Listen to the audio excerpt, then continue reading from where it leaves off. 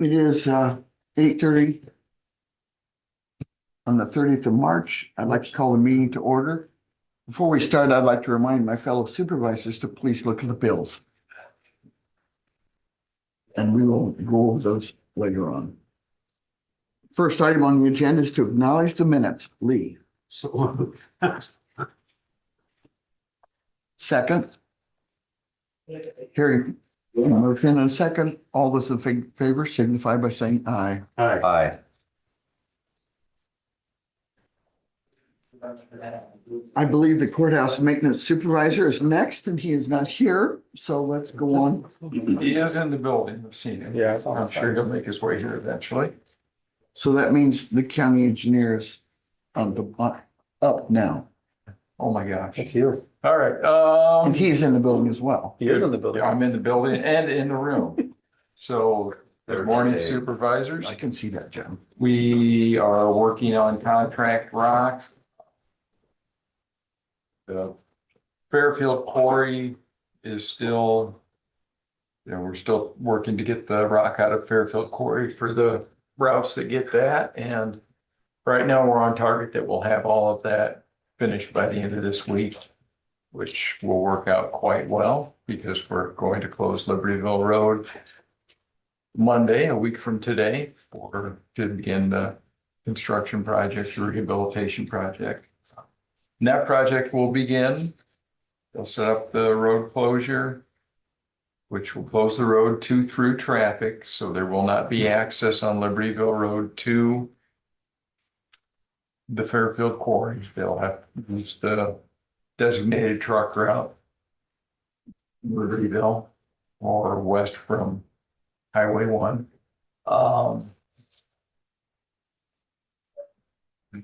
Project, first thing they'll do after they set up traffic control is relocate the mailboxes. And those will all be relocated to a gang box at 32nd Street, just north of the intersection with Libertyville Road. There's a spot where the shoulder's wide enough. We consulted with the postmaster and that was their preferred location and should be able to do that so that people can get their mail safe. And again, that begins Monday and then they'll start circling on Tuesday. Had some people call with concerns that folks are using 241st Street east of Libertyville as an unofficial detour, which it's a rough road, it's a level B, and it's going to be muddy if we get the rain that they're forecasting. So I'm not sure why folks would be using that route, but they do. And then also we've had some concern with from folks on Kale about the high-speed traffic of people that will use that route as a shortcut as well. We've told them that since that's not our designated detour route, that we don't have it in the budget to provide dust control. Mhm. So when people call and complain to you that your county engineer is not a reasonable person, that's most likely what they'll be calling about. And then we've also had folks on Jefferson Van Buren Line Road called it, complain about the increased dust that will cause from people going south on Juniper to avoid the construction. That was my morning so far. The road department will be ditching this week. We're doing some work up in Pekin. And then we got the patch crew out working on various locations that need the spray patcher. And then after today, it looks like we might get a little soggy. So we will be applying dust control countywide with the help of good Lord. Not sure how long it will last, but it should help with the dust for a short time. And I appreciate you guys signing those papers last week. We'll get all that processed and hopefully get our STBG grant lined up. in anticipation of a Miller Meeks grant, and then also the integrated roadside vegetation management plan. I think that's all I have. You guys have anything else? Just regarding the grant, not sure how to ask the question, but I know here a while back, we talked about, depending upon when you got the information, whatever you need to get would, I guess, to give to the DOT would determine construction season we might be able to start in. Are we any closer to knowing? Okay, on the 110th, no, Yeah, we're not at all. We have not had any further information since Representative Miller Meeks came down to the office here 3 weeks ago or whatever it was. Right, yeah.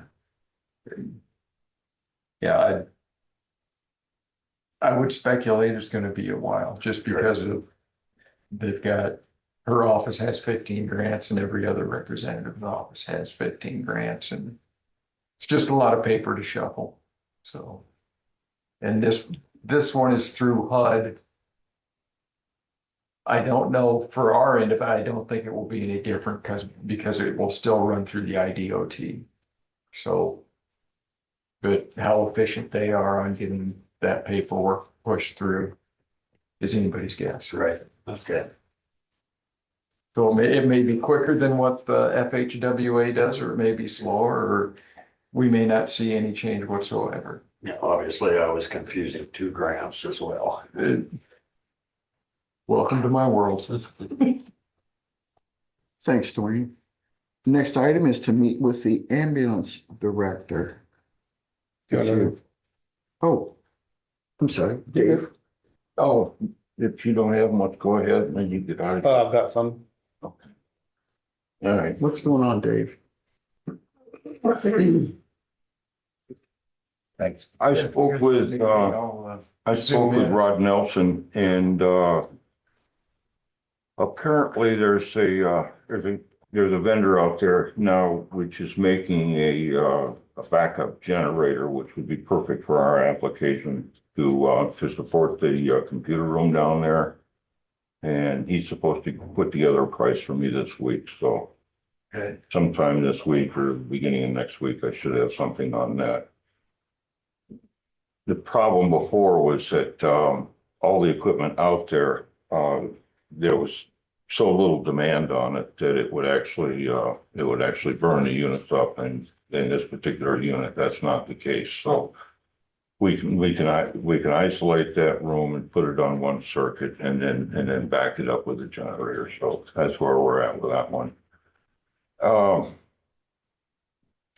You know, we went through that fire training the other day, and the one thing that kind of popped out in my head was that we talked a little bit about it before, but we've got all these abandoned circuits in these panels here, and when you've got 5 or 6 circuits going into one small room like the recorder's office, some of that stuff's not going anywhere. As long as it has a breaker on it, and the breaker switched on, then we've got hot wires in the wall that are hopefully going to a junction box, but there's no guarantee that that's the case. So it's a potential problem. It should be dealt with at some point in time. You know, the breakers have to be removed, or at least the wires disconnected from the breakers, but it would require that we trace some of the wires down to find out where they go. But at the same time, that would also give us an opportunity to label the panels correctly so that when you go looking for something, you can actually find the damn thing. So you guys can think about that if you want to. And I also talked to Rod about pulling those wires for Premar as soon as we get the wires, so he's on board with that. Then during that meeting, I met with we had for our safety. I met with Brent when we took a break up there and showed him that staircase. And we do kind of have a problem there, and he's supposed to try and come up with a solution to the problem. The problem is that somebody can use that door in what would be the southwest corner of the courtroom. And right now, if you look through the glass up on the top and up in the transom, you can see an exit sign up there. And as it is right now, there shouldn't be an exit sign up there to begin with, unless we're deeming that as being an emergency exit, to get out of the building. So, and I showed him where the stairs continue down from the first floor of the basement.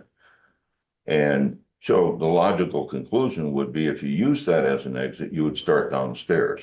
You get down to the first floor where you would expect to see signs indicating which door to leave.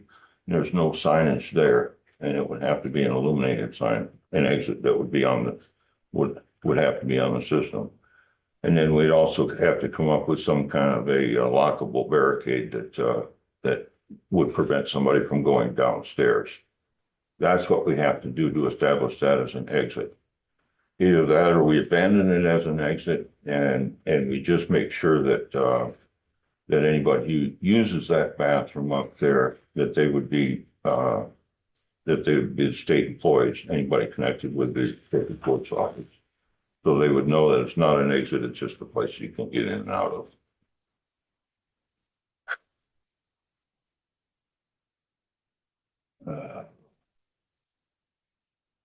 Which brings us around to the mini split. I had Rod come out last week to charge up the existing system for the passport and conference room downstairs. And he said that system was basically empty. And it was just about 4 months ago that he had it filled, so the system has to be replaced. And that's at $8,540. I did ask him to do a search for a couple heads that are on the old system, which is the system that we were installing last year. Remember, we were kind of urgent to get that stuff installed while the parts and pieces were still available. He's searching for a couple of heads right now. If we can find a couple of heads in the old system, then we wouldn't have to change the compressor, because the new compressors that we put in with the Bosch systems down there are large enough to have they've got more capability. So that's where we're at. The guy that gave us the quote, he's searching down in Florida right now, looking for these heads. Apparently, when they were going from the old system to the new system, the big population areas, Florida, Arizona, Southern California, they went all over the country and they bought up everything they could. So there's not a real good chance that we're going to come up with something, but I thought it was worth a shot to at least look. So at some point in time here, we're going to start getting complaints from the Courthouse office and the passport office that it's too hot in there. That's where we're at with that one. So, just so I'm clear, if we don't have any luck on this Florida thing, what we do put in there obviously would be new, but would we be able to hook into those existing compressors that we just replaced? No. Okay. If we find the heads, we can hook in. If we don't find the heads, then we have to put a new compressor in and the 2 new heads with a new system. To give you an idea of what the gas itself costs to refill these things, a 25 pound tank, and it's rated by the pressure in the tank. It's a 25-pound tank. They sell for $4,000. That's one of the reasons this stuff is so expensive also. Right. And that's really what you're going to be looking at in the future here. I also asked him this morning if there was another system out there that he'd be comfortable with using, and he said no. So, we're kind of stuck with this unless somebody come up with some other idea. Well, I apologize for being confused here, but so we've got newer compressors out there that we could look into if we got the right heads. Yes. Yeah, the ones that are in the old system, the Okay, ones that have been pretty much bought up across the country. okay, so those compressors would be. So they're, how do I want to say this, so that what's hooked into those compressors is the same heads that are downstairs. Am I understanding correctly? The ones downstairs are hooked into an old Shih Tzu unit Right. outside. So we can't get heads anymore for the newer compressors that we just, yeah, No, okay. no. No, that's kind of why he gave me a warning probably about a year ago, and that's why we're trying to identify as much equipment as we could for replacement last year. So we weren't coming out of pocket as much, and we got everything we could get done. But Hickenbottom was running out of parts and pieces, and I just stopped looking at that point in time. Sure, okay. And I think Abby talked with Josh over at Premark, as far as, our card reader egress, that it's programmable where we can, and there may be something that needs to be signed and sent back to them. Mhm. But with, Premark, so these doors can be, they can be set up so that you can have them unlocked and locked at particular times on particular days. So it's all automatic. So we could give egress to the building at, 7:30 in the morning, and we could lock them out at 5 o'clock.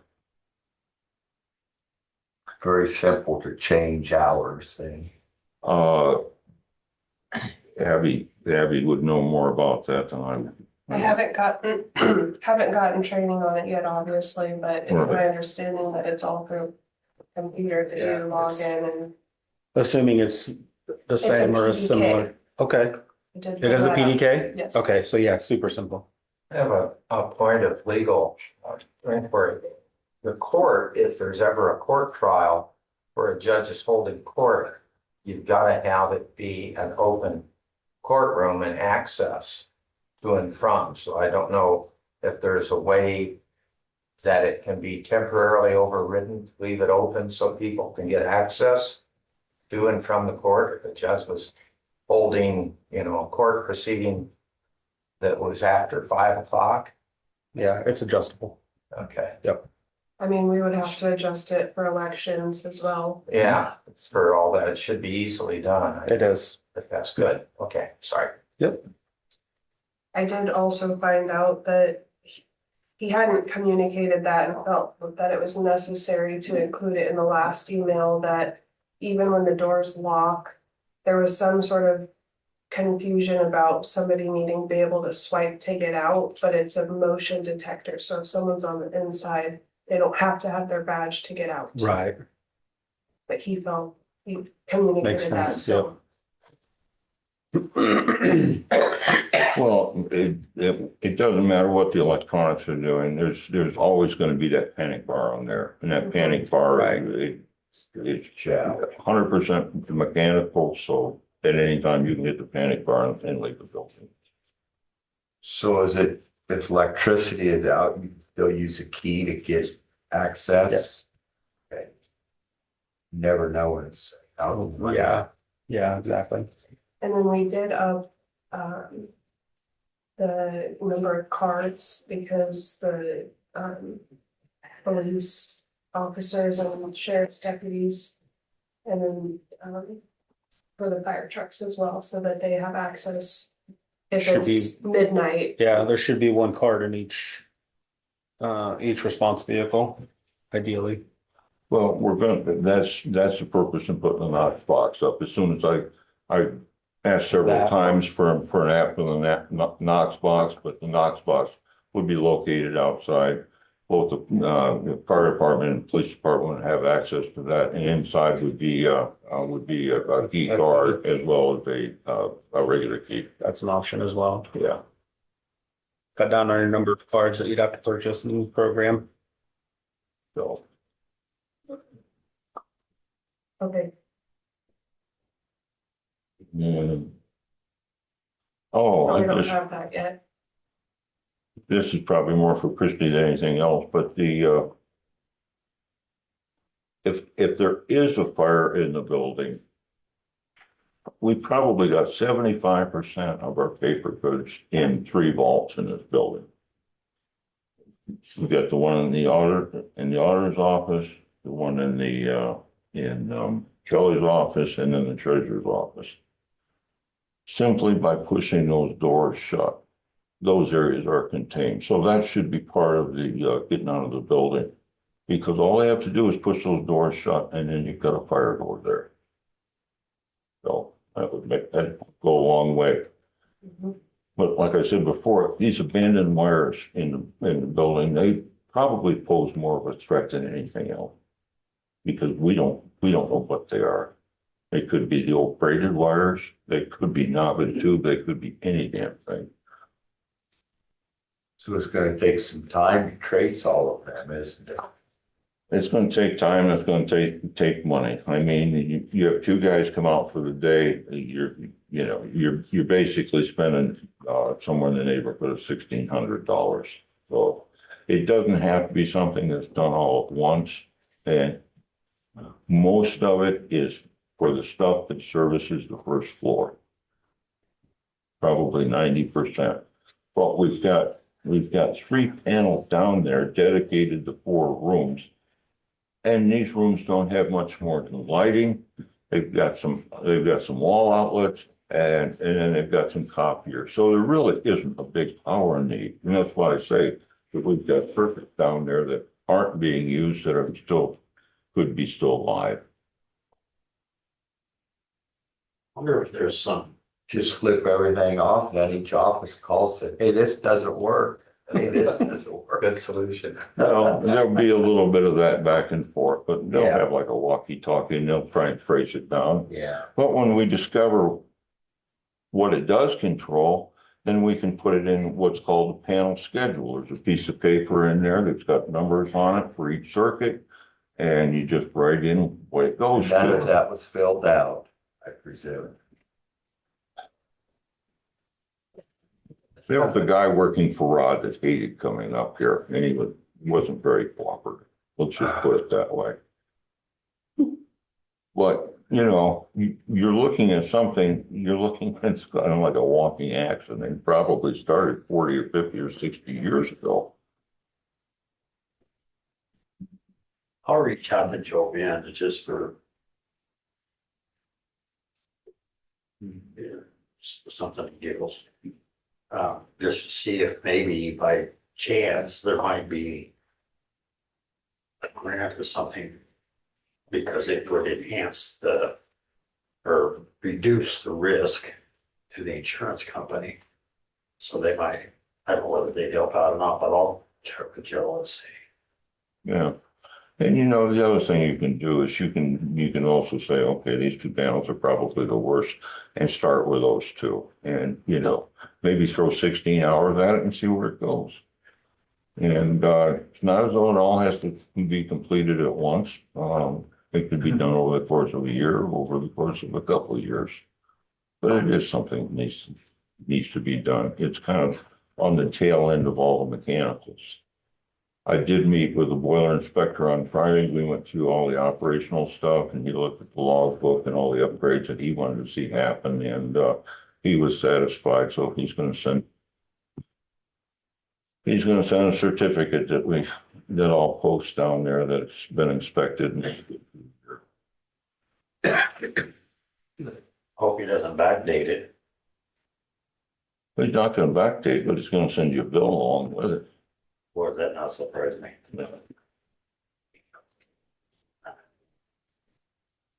And, what, the old Veterans Affairs Office, I understand you're gonna put some stuff in there? Okay. You give me a chance to do something in there before you, okay, I need booths set up in there, so that's me too. I'm sorry, Booths. okay, that's right. There's a couple of big stains on the carpet down there, but I've got replacement carpet squares down the boiler room. It's something that's on my list of shit that I need to do, so Sounds good. we'll take care of it. Anybody got anything for me? I think I'm good. I don't have. Appreciate it. You know, one thing I kind of discovered though, was just coming in here and doing this stuff in the morning. How much of my day was actually spent doing this stuff before it just got mixed in with everything else, so. I really couldn't put any numbers on it, but now I have a little better understanding, so Yeah, that's worth something. absolutely. Good. All right. Thank you, Dave. Yipper. And you're gonna let me know about the mini split? It'll have to be, Happy on the agenda, we have to vote on Okay. See you. it. Now, it's your turn. Hi, How was your weekend? it was fantastic. All right, I guess as far as just general stuff, I did learn last week that our emergency lighting on the base was messed up inside. They weren't working, so I replaced those. So now we have emergency lighting. Should we lose power? Still waiting on, well, I haven't heard anything new about the training program. We're supposed to be next on her list for review, so I'm gonna reach out to her this week and see if there's any updates. By now, she should be done with the other school that she was dealing with, but hopefully I'll have more information on that in the near future. Otherwise, I'll have numbers for you for March next week. And I believe everything else I have has to do with other agenda items, so. That being said, the next item on the agenda is discuss and consider hiring Michael Schwarzenberger for a part-time paramedic position for Jefferson County ambulance. Yeah, not really much to say. He interviewed with us last week and was getting through his physicals and stuff at the hospital. Seems to be pretty interested, and I think there's been discussion about him wanting to come on full time, so should a position open up, I think he'd be a good candidate for that as well, but get him in, get his feet wet a little bit, and then go from there. is he close to local? He works in Henry County, I believe. I think he lives over there, so close-ish. Yeah. Is that a motion to approve? Second. I have a motion and a second. All those in favor signify by saying aye. Aye.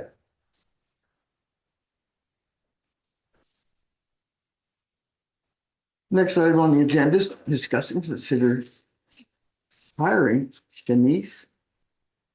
Well, I don't know how to say her last Okay. name. so we're both Goyle. on the same page. Yeah. For a part-time EMT position, Jefferson County ambulance. So I want to table this, and with the process, I'm curious about the process for going into a closed session to discuss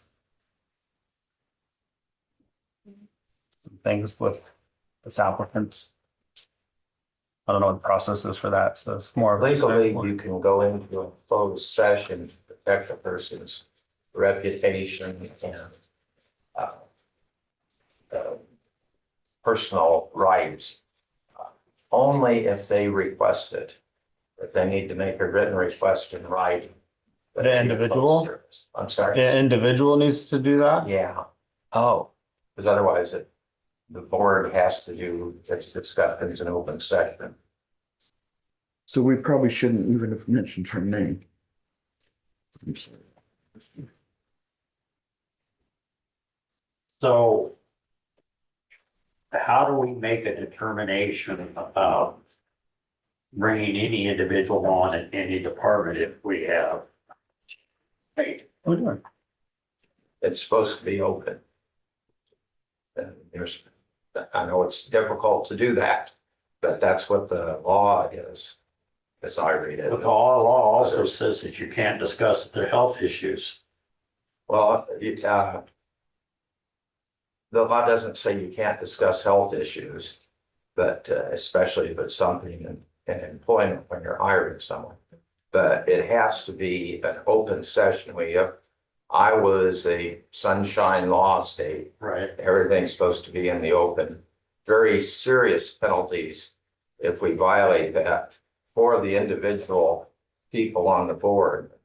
We don't want to ever get into that situation.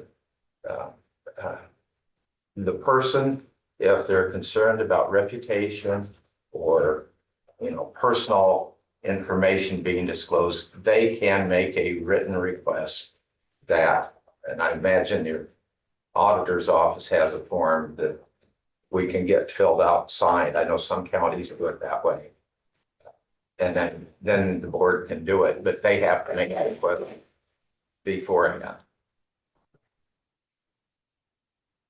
So have you received anything back from the entities I asked you to reach out to? From the state or?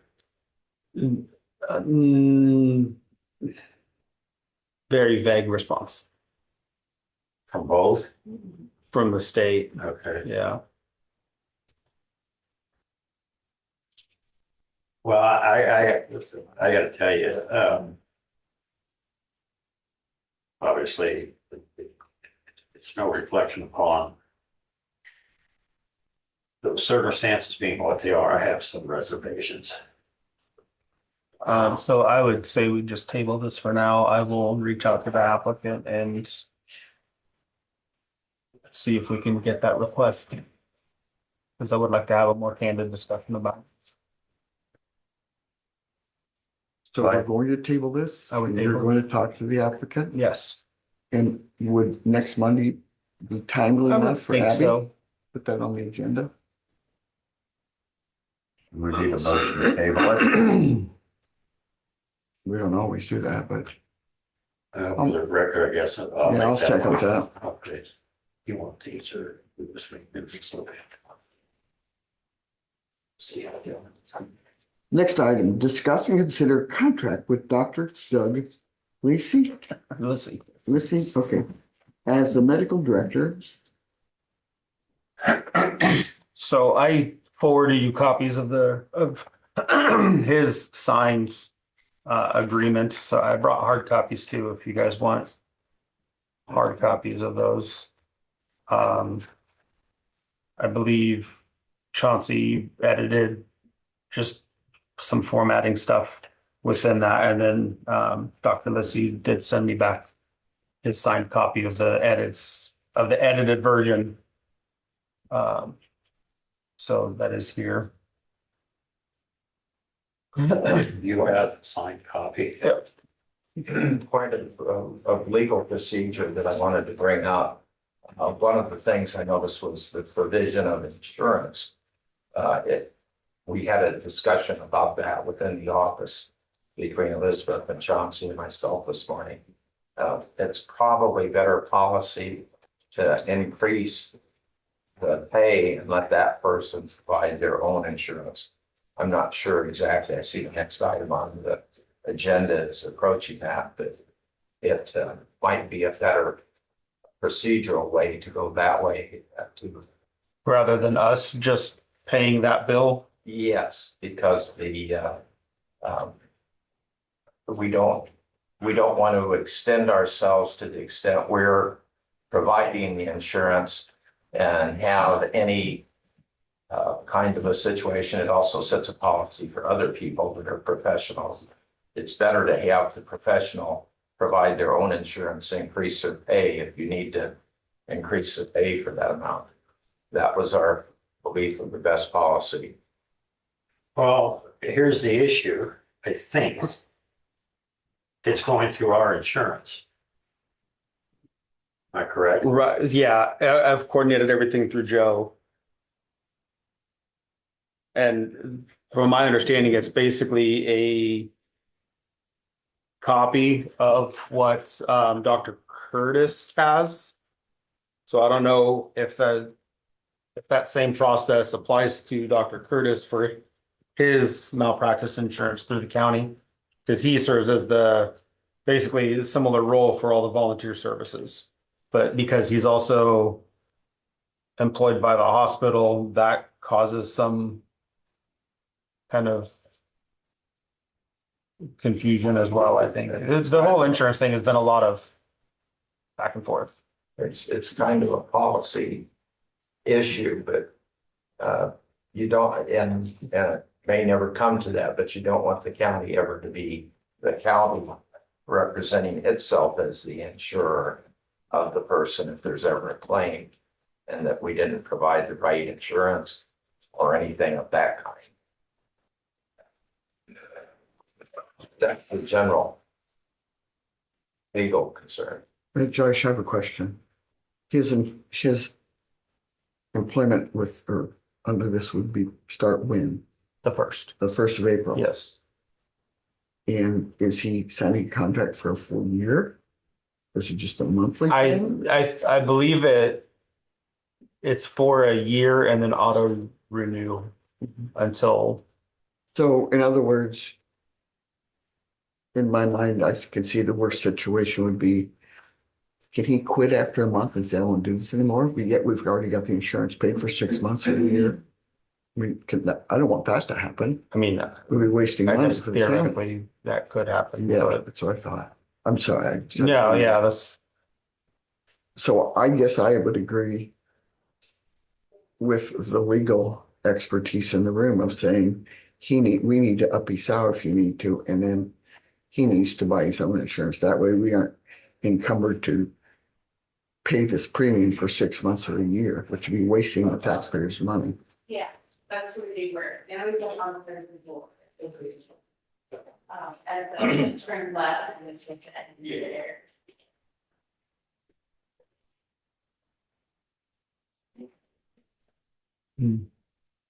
I mean, I do understand that, but I also. Yeah. Kind of see it both. I just don't like it. Yeah. It's my personal opinion.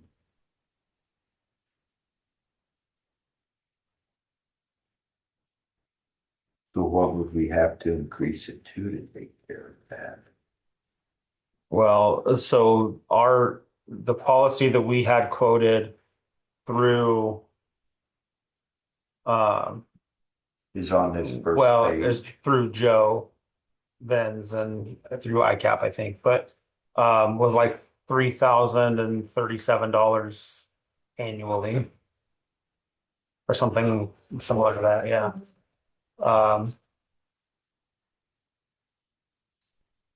And I don't know, because it seemed like it was through a third party vendor, just coordinated through ICAP. I don't know if that would still extend to him as well, if he just paid for it out of pocket. So here's my question. First off, I don't understand why this is just coming forward now when we've been dealing with this for months. I was only aware of it this morning when I saw it on the public agenda.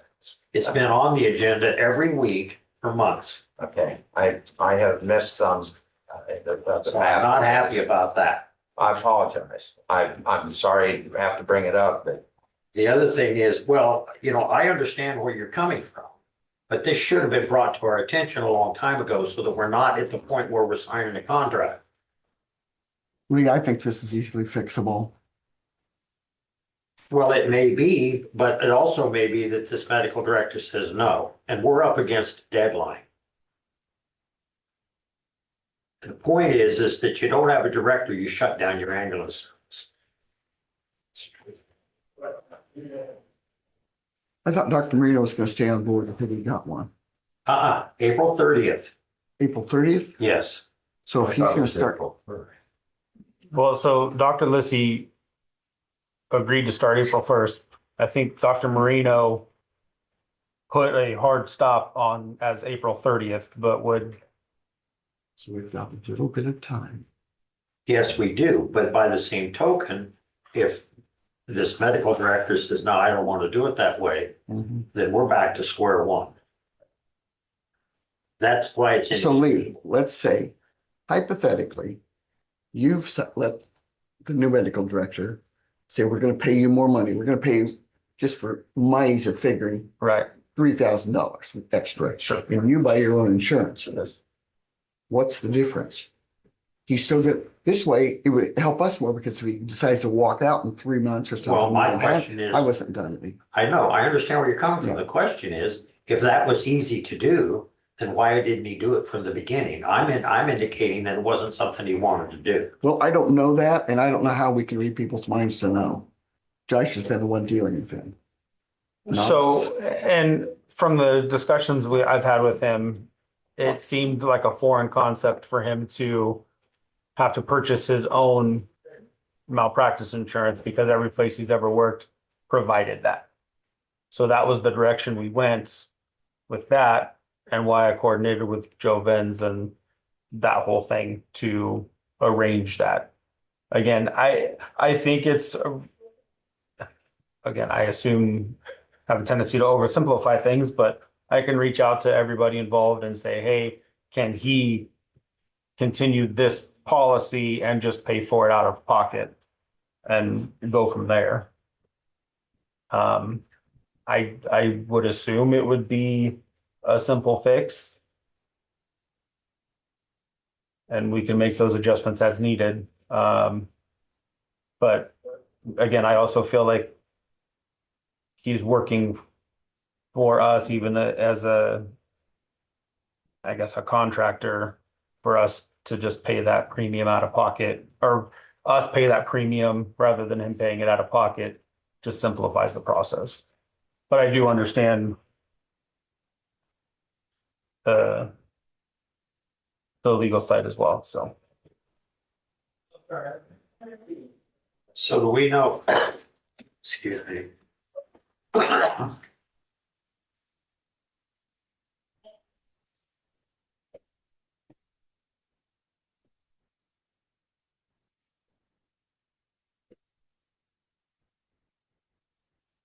Are we named insured on this policy? I don't, is this the? I mean, it says that we will maintain coverage for the medical director. Well, I know it says here that in the event medical liability insurance costs exceed 6,000 annually, the county reserves the right to revisit this clause of the contract without renegotiation of the entire contract. So that being said, there is a little bit of wiggle room here. But I will also indicate that if we don't purchase the insurance, he can't purchase it through ICAP. Right. Simply him paying the premium to ICAP or to us to cover it, or however, in other words, we increase his pay and then get it back, give to ICAP, is not a workable solution. Because he's not legally able to purchase insurance to ICAP, so it Right. has to be on. And his side. and that's what, again, I will clarify, because I think it was through a third party insurer. Okay. If that's indeed the case, and it's just something that Joe worked out, then it may be Right. semantics, but Yes. because essentially, since we're covering the cost of it, we're paying him for it. Right. And and the board can do it. What I'm speaking of is from a policy legal standpoint. I did not see it on last week's agenda. I did see it on a prior agenda, but I was sick that day and I hadn't been here. I apologize. And I guess if you said the county can elect to do that?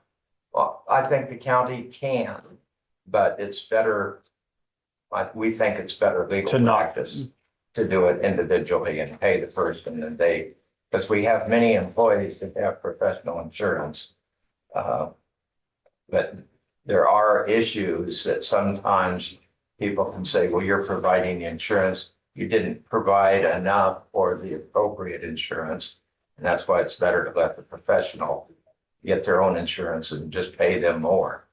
It's a bookkeeping liability issues off, but the board can do whatever if it deems it has to do, but. Right, I and so- apologize for not seeing it on Yeah, previous which- meetings. Yeah.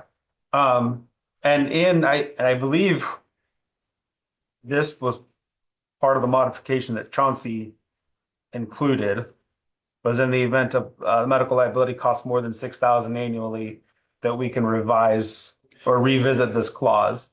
I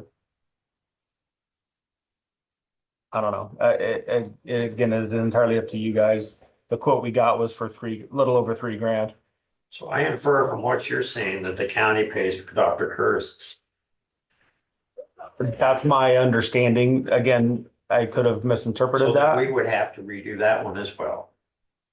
I think as you go forward, it would be wise policy. But he's also a hospital employee, and that is an extension of his duties.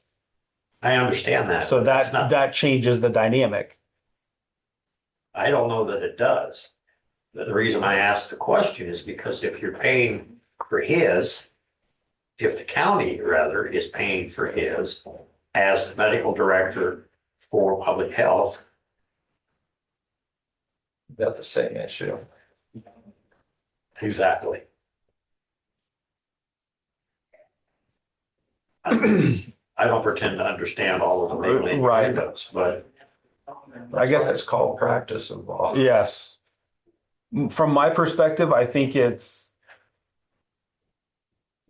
to me, it just makes more sense for us to carry that premium.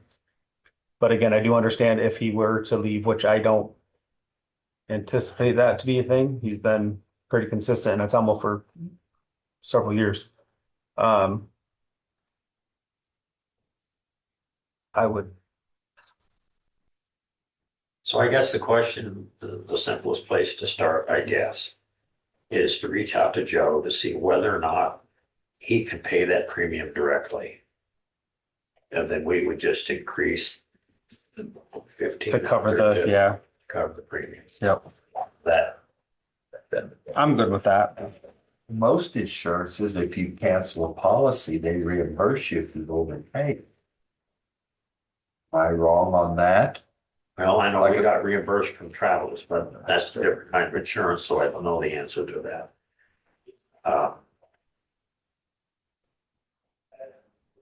But the fact of the matter is that albeit while it was separate insurance, it wasn't through ICAP.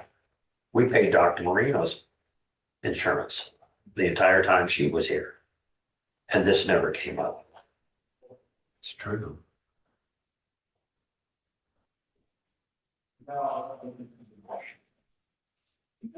To me, it's just I guess, a professional courtesy. Yeah, we're paying him for his role, but it also, it's I guess, a package deal in my mind, but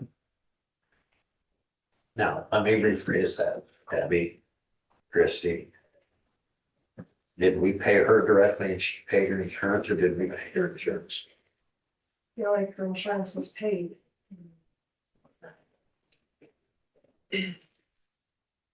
Anyway, I guess we start with Joe and go from there.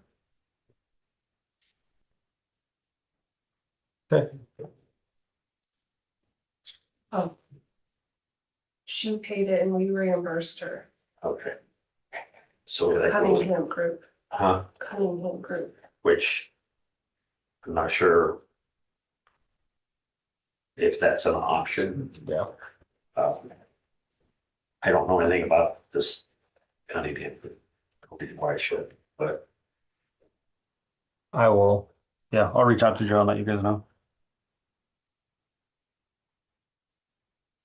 so I have a question. Since this is on the agenda, and I guess we'd have to modify the contract to read differently than what it reads, right? Am I right? Yes. So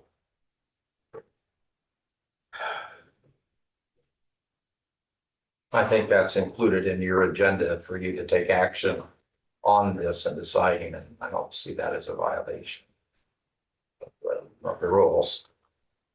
that was fair notice to the public. I mean, but by the same token, we have to pay the insurance premium as well to have it enforced. I mean, if we approve the contract as it's currently constituted, it says that we shall maintain medical liability coverage, not him. Now we can revisit that phrase of the contract.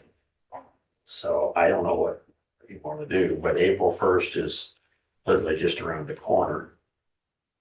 We still have, you've not notified Dr. Marino at this point, have you? No. So,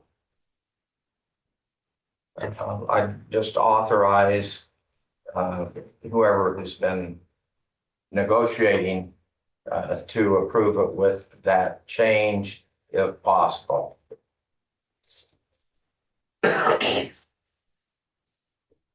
If that's the desire. well, I mean, we've already thrown a monkey wrench in it. I don't want to make it any more difficult than it's been up to this point. And,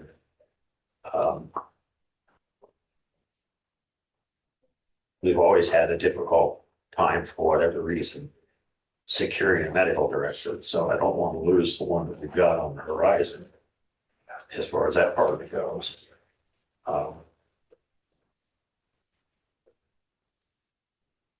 But by the same token, I mean,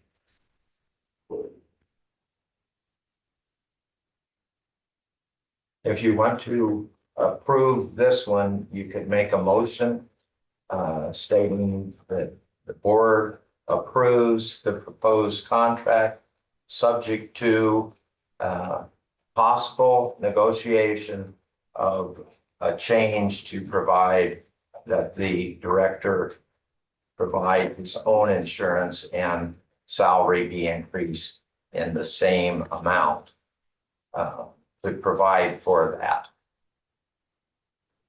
we'll make sure to let him know that. And then that would- We'll cover the cost, but And yeah, we'll cover the cost either way. And that would give us more time to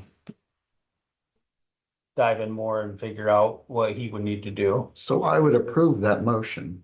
I would make I was that just gonna ask Abby if she had written that motion down. Nope. I'll try and get something for you. So approve this as it is, Prove it subject to and then, yes, authorization to make changes to provide for the employee to provide the insurance and be reimbursed for the cost of that insurance as a part of the contract. Second. Boy, that ink pen's moving fast. I could just I see the can't ink move. level going down. I mean, did you get all that? Yes.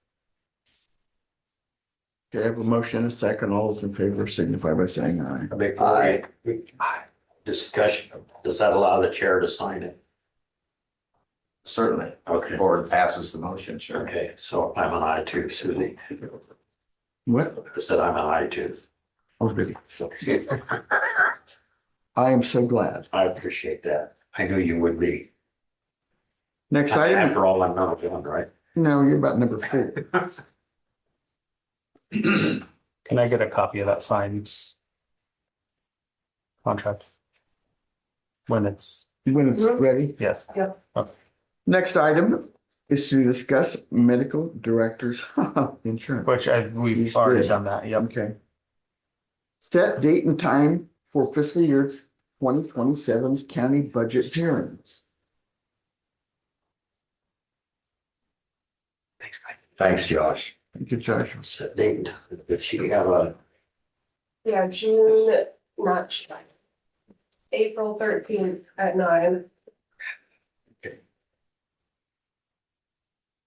so you need a motion. Yes, please. To do that, Susie, you're right. So that would be the motion to set April 13th at 9 a.m. to the county budget hearing, 2027 county budget hearing. Second. I have a motion and a second. All those in favor signify by saying aye. Aye. Discuss and consider letter of support for crisis intervention services programs. So I got this request through an email, and it's just a letter of support. It's not asking, excuse me, the county for any money. So I asked Abby to put it in the agenda so you all could see it, and then we could put it on letterhead if we're in support of this. If you want, I can read it. That would be nice. Okay, so it's for the victims assistance, I'm sorry, support for the crisis intervention services program in the victims assistance section. And so this letter of support states that because CIS plays a critical role in our community by providing timely, trauma-informed advocacy, connecting survivors with medical care, mental health services, and legal support, and offering prevention education to youth and adults alike. The work ensures that survivors have access to the resources they need to heal, navigate complex systems, and rebuild their lives. Our organization has collaborated with CIS on SART meetings, prevention programming, survivor support, community awareness campaigns. We have witnessed firsthand the dedication, professionalism, and compassion of their staff, as well as measurable impact of the programs on survivors and the community. We strongly endorse CIS request for funding and believe that their continued work will expand access to critical services, strengthen community partnerships, and improve outcomes for survivors of violence. We are committed to supporting CIS in these efforts and look forward to ongoing collaboration to serve our shared community. And again, this is they're reaching out to the state to request funding.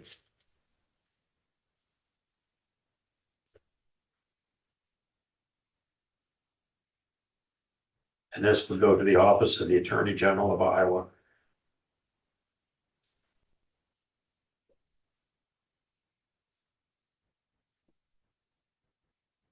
So moved.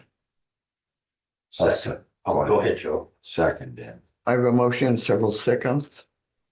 All those in favor signify by saying aye. Aye. Thank you very much. So you So can, who signs it? well, All three of us or just you? we can, but we have to get it. on Yeah, I know you have to letterhead. do all of that. Susie or Abby or somebody will put our name in there Okay. and whatnot. So, Next item. Discuss and consider disposal system contractors license for clubs trucking. I'm sorry, say that again. Discuss and consider disposal system contractors Oh, license for clubs trucking. boy, I don't know what you put on that sticky, but it's stuck.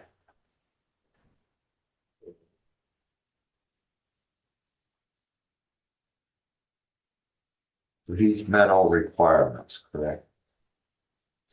Sure. Club has met, his club's trucking has met all the requirements. for Right. disposal. The only current requirements they got, Joe, is the $10,000 bond. He's got that paperwork in, he's got that in, and then the application there. I will say that, he just recently took the CWAP test last week. So he's got CWAP certified, where there's some of the, that results to him.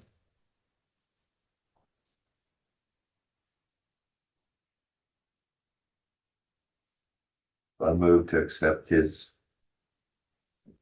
application. The way you want it worded.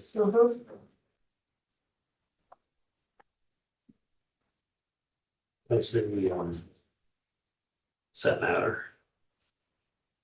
We have other ones. Okay. So did you get a second? No. Second. I have a motion and a second. All those in favor signify by saying aye. Aye. I did notice this is dated 27th of February of 26. It's now March the 30th. I just kind of wondered what was going on. Well, I said something to her about the cover letter was September 24th. Yes, it was. But I'm sure club tracking is fine.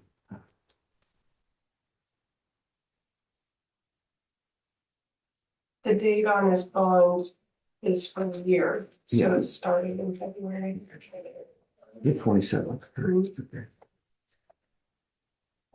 Next item, discuss and consider disposal system contractor's license for Dickinson Excavating and Hauling.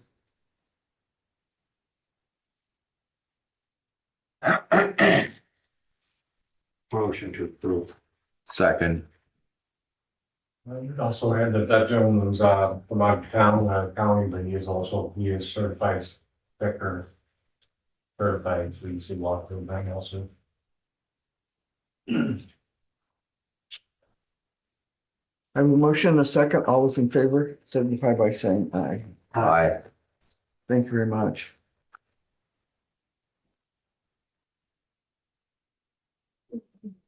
Discuss and consider fund proposals.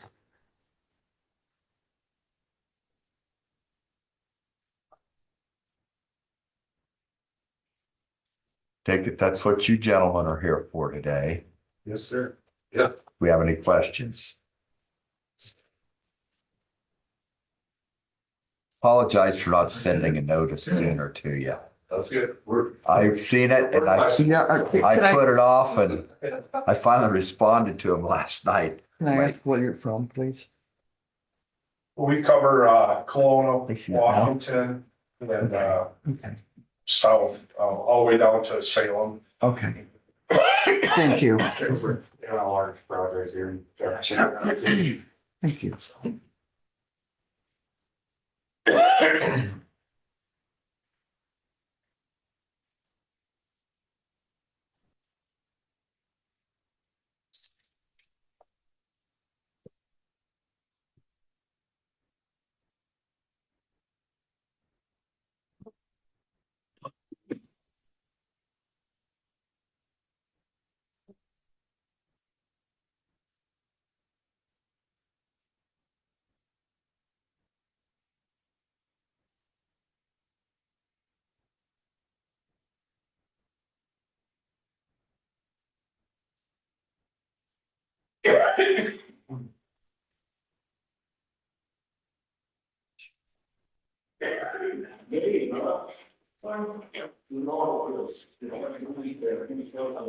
You know, it was just one freaking chance.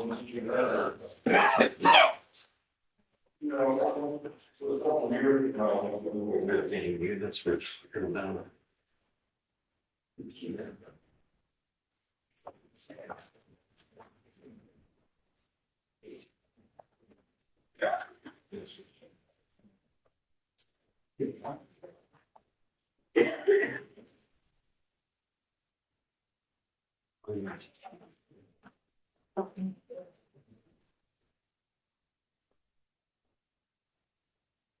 How does that feel to get through the first?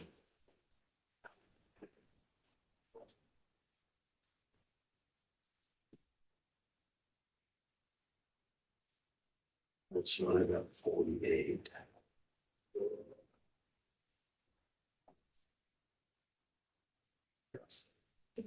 Do you? No, it's okay. John, we're, that's okay. It's not a submit back there. Okay. Thank you very much, though. How about that?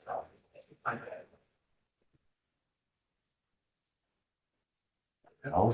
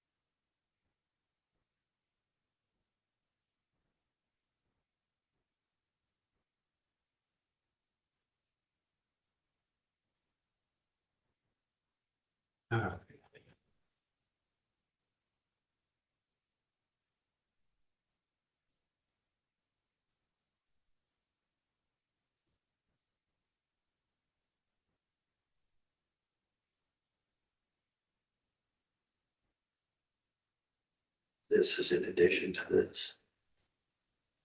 Nope, that's current. That's good.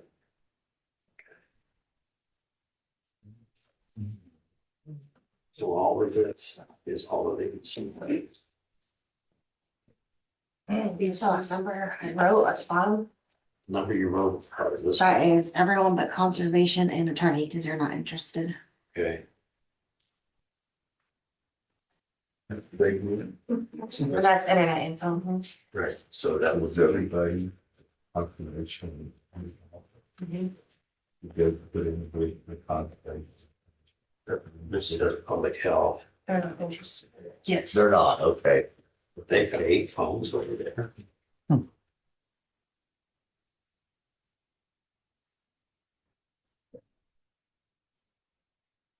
No, I would say have Pardon? 8 phones. Public health does. All things. Yeah, I seen that someplace. I don't know where I've seen it now. So this is the other treasurer recorder, is that mental assessor, engineer, or I think the ambulance. Weird, man. The board of supervisors in public health. So that number is 30, and this number will go away, where that's total for everything. Cause see, it has, you see where I'm at with this. We got public health. And we got same thing here.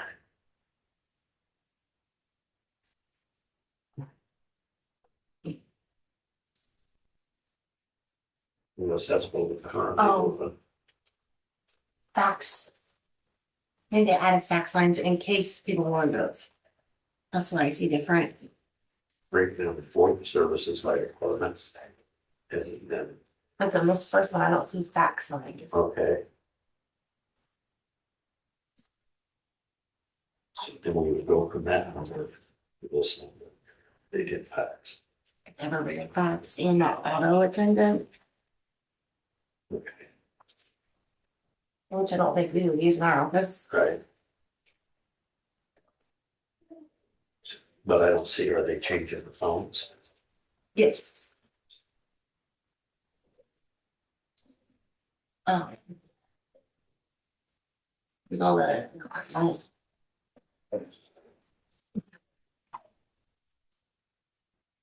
Oh, so then I get a phone, so they're not. Or, Couldn't, no, yeah, no costs. Or, okay, I believe it was a 3-year. 3-year agreement with Lisco. right, good.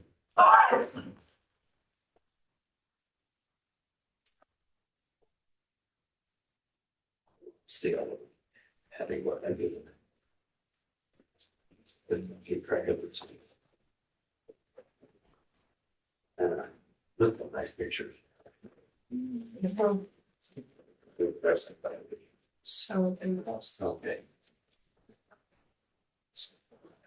All right.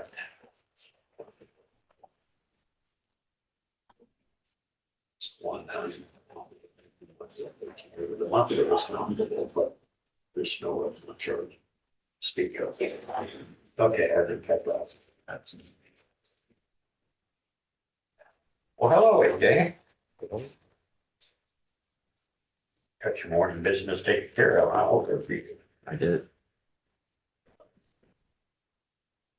You got it, that's right. You got it. all right.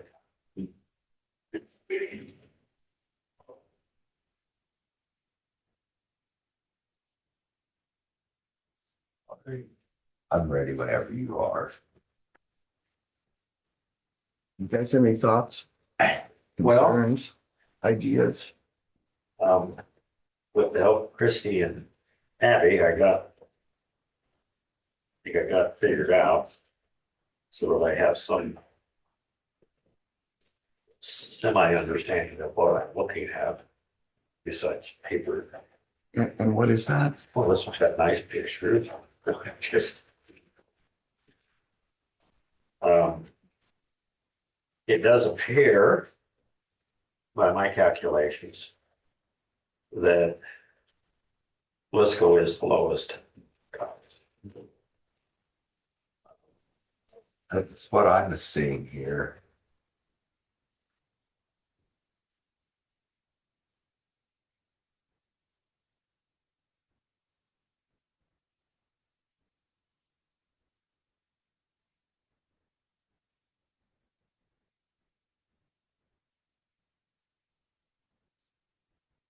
I'm gonna go over and ask these gentlemen. I think I understand their proposal.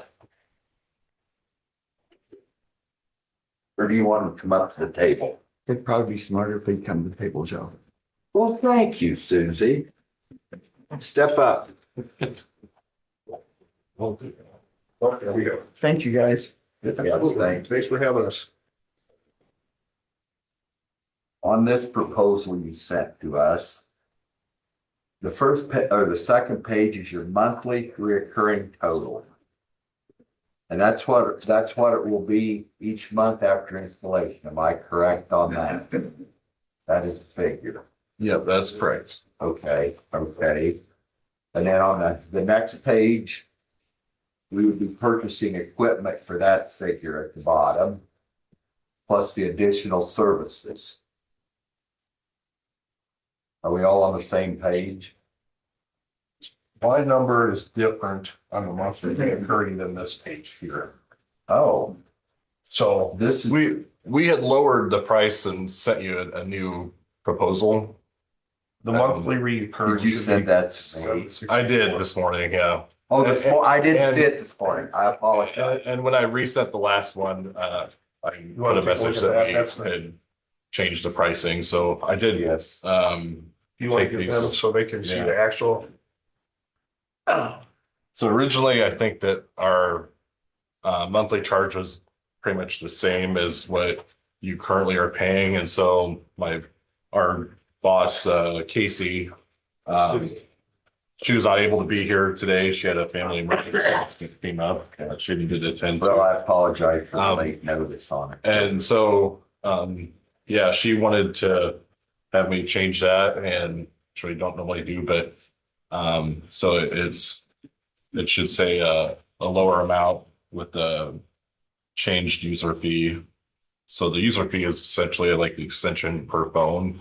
And so it changed it to the monthly recurring, at least for what we quoted, I believe. If I remember right, Public Health and County Attorney's Office did not want to be included. So this just apples to apples, like what your bills were Basically, for. this, the only change is your monthly recurring fee. Yes. Yes, Yeah. the other is all the same. Yeah. So Okay. our upfront cost would be 11,000 and some change plus 4,800. Correct. Yep.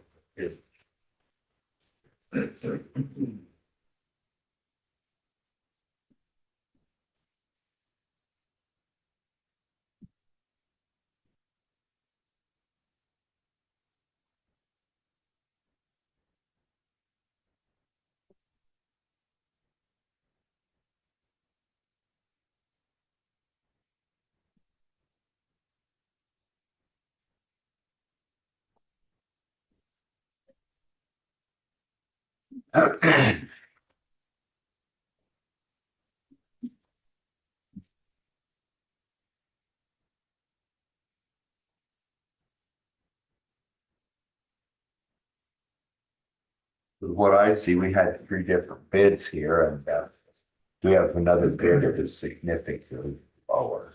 So, Okay. and, I appreciate you guys coming and contacting us and doing what you can and stuff. Okay. I just- Thank you. Susie, Do we have a motion?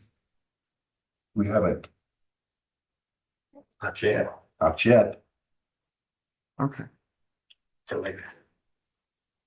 If you knew what I went through yesterday, you would do it. Because the dog tried to make me fly again. We'll talk later. Okay, You want angel wings again? no, Oh, but I did land on my feet like a cat. oh, good for you. Yeah, it hurt, but. Didn't you feel the ground shake?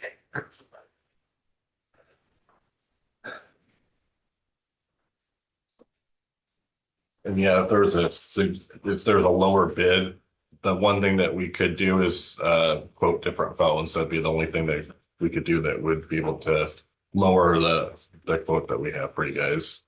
Well, I appreciate that, but it's. To use the term significant is probably an understatement.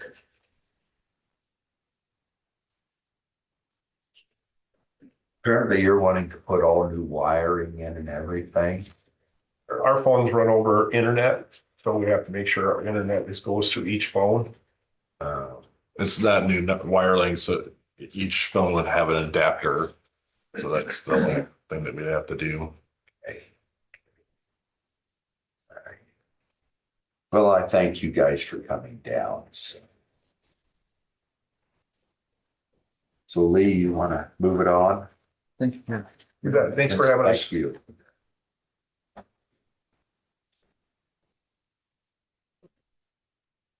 Well, I would say predicated upon what we have in front of us. Thanks, guys. Have a good day. I would make a motion that we. And let's go for our VoIP services. Or what? VoIP. Okay. I second that motion. We have a motion, a second. All those in favor signify by saying aye. Aye. Aye. Motion passed. VoIP. It's a neat word. Would it be, Yes. Go on, Lee. has been a while. Abby is timing. Okay.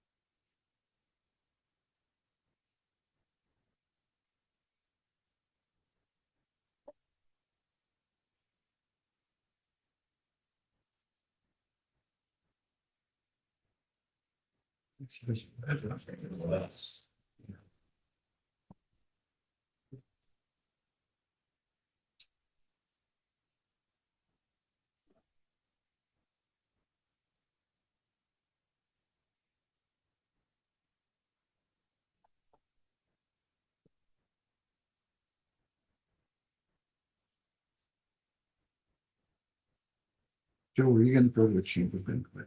Yeah, already done it. a check to the chambers for $100 that for Joe and I. Mhm. Okay, just want to make sure. Yeah, the first one they submitted had Mary Ann, so they resubmitted, so it's just me. Yes, and I really paid for Mary Ann's the other day.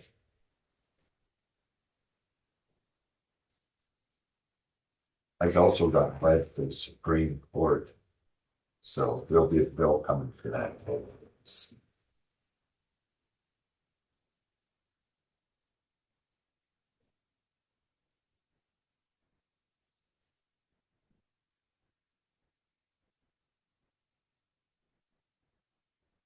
No, I won't think Mary Ann, she has to understand that stuff. If you want to go to the Supreme Court thing, I don't understand. Thank you. Yeah, if she wants to go, the county should pay her. well, I encourage all, I agree with that, but we should put it on the agenda. Talk about it next time. for all of us. But we, Mhm.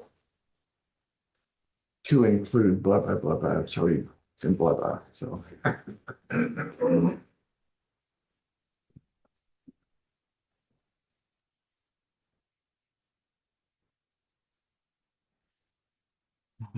Leah, I'm so happy to see you Thank you. rejoined us. I appreciate that.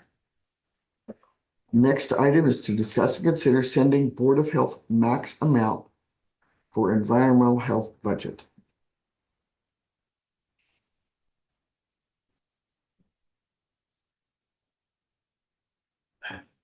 I'm not over. Yep. Okay. I'm sorry, Abby. Oh, no.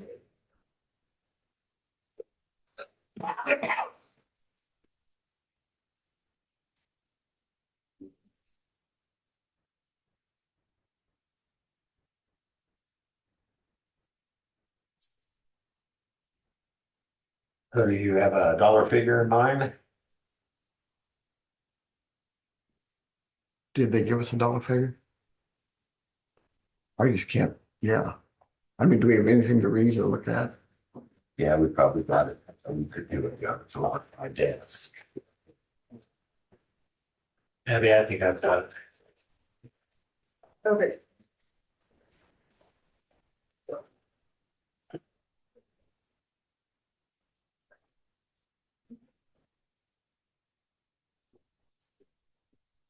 You want to do? So Yes, hard to read. it's easy, it's like this. I don't know. Oh. We're just going down to the phone. Abby, I sent you an email, the language, so I've heard of promotions, the board passed and I know that. Okay. Thank you. Hope I heard that.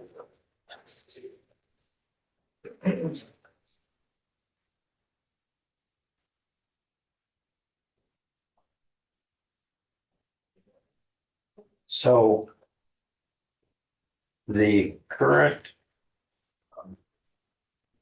budget request for the contract amount for environmental health is 77,200 for 26-27.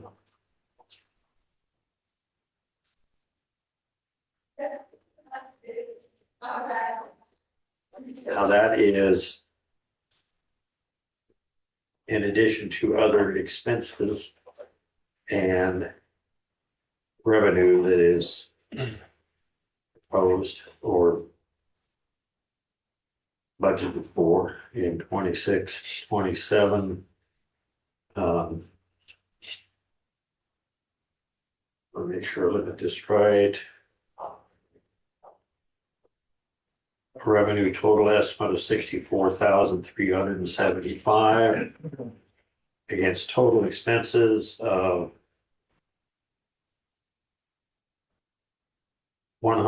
104,200.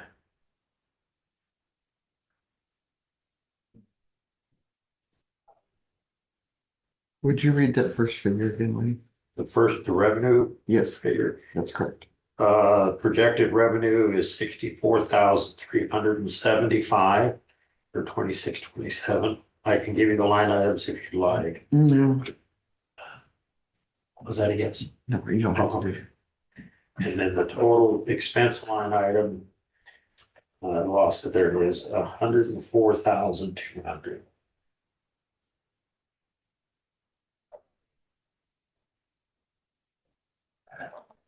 This was revised. Now, I think last week sometime, but That was revised back on that Board of Health meeting we had jointly together, that we were gonna get together with Shannon that next day. I did supply those numbers to Sharon on that.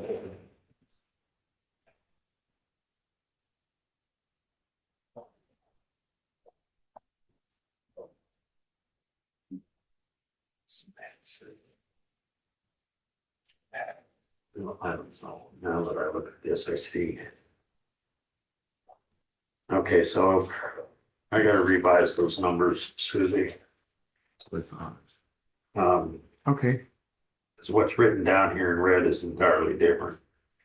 So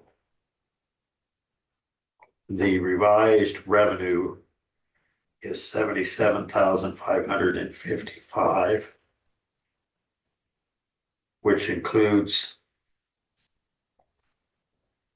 okay, the same line items as before, is what I'm trying to say.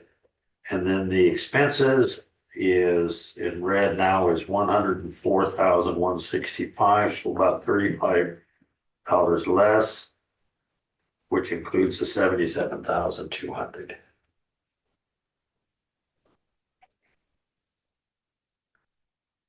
So I think what, I don't want to put words in the board's mouth, but I think what we're looking at, or what we're saying as a board is, okay, so there's projected $77,555 in revenue, which we understand that can fluctuate either way, with expenses of 104,000.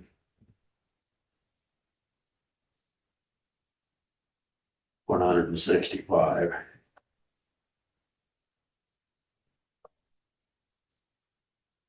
So that would be about $67,000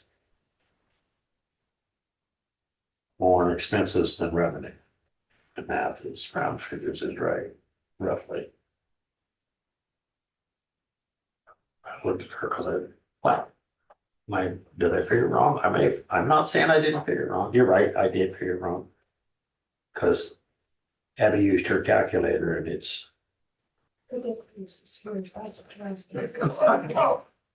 26,610. Okay, 26,610. Okay. So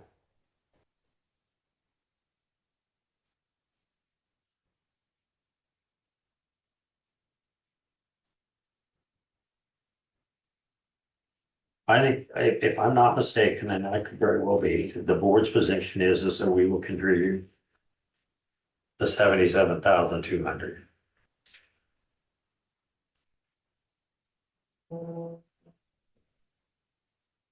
And everything has to be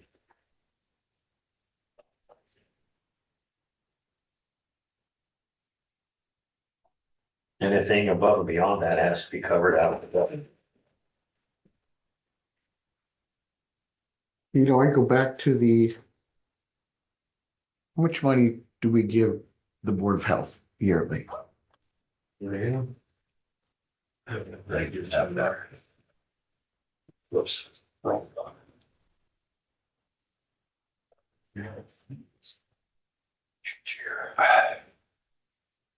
Recorder. Observation. Non-departmental. Mental health. Urban human services. Ambulance. Supervisors.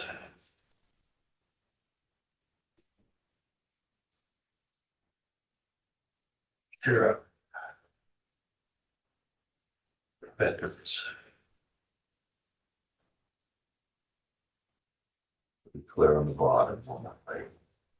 Probably so. Yep. Okay. So the projected budget for public health, which is separate of this, just so everybody is on the same page. Sure. Is for 26-27. $494,969 is the total expense total against revenue being generated of $131,850. So we would appropriate $360,000 round figures. I close.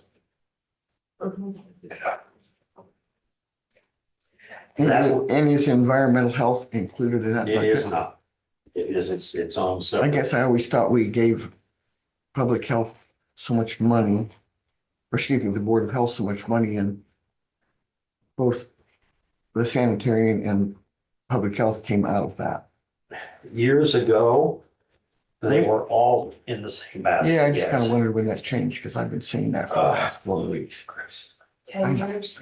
at least. Yeah, it's been 10 years at least, yeah. Uh-huh, uh-huh. And that's when Dan moved out to the Sure. engineer's office. Sure. That's when that took place, so shortly thereafter. And it was in part because it made, from Chris's perspective, it made, You mean from the Board of Health's perspective? well, yeah, from the Board of Health's perspective, it made that, the public health budget, Separate. well, it made it look inflated above and beyond what it actually was, because environmental health was in it. So Mhm. the request was made to separate them out, so that when you're looking at the paper, so like we just went through, you know, this budget here, and you have that budget there. So the contribution to there for this request for this coming fiscal year, like I said, round figures from the taxpayers would be 360,000. The Board of Health. For the board, for public health, right? Yeah. And the environmental health, the expense total is 104,000. Yeah. Now, can we talk about the contract we had with the Board of Health? Not Board of Health, the county sanitarian. Yes. I mean, it's, yeah.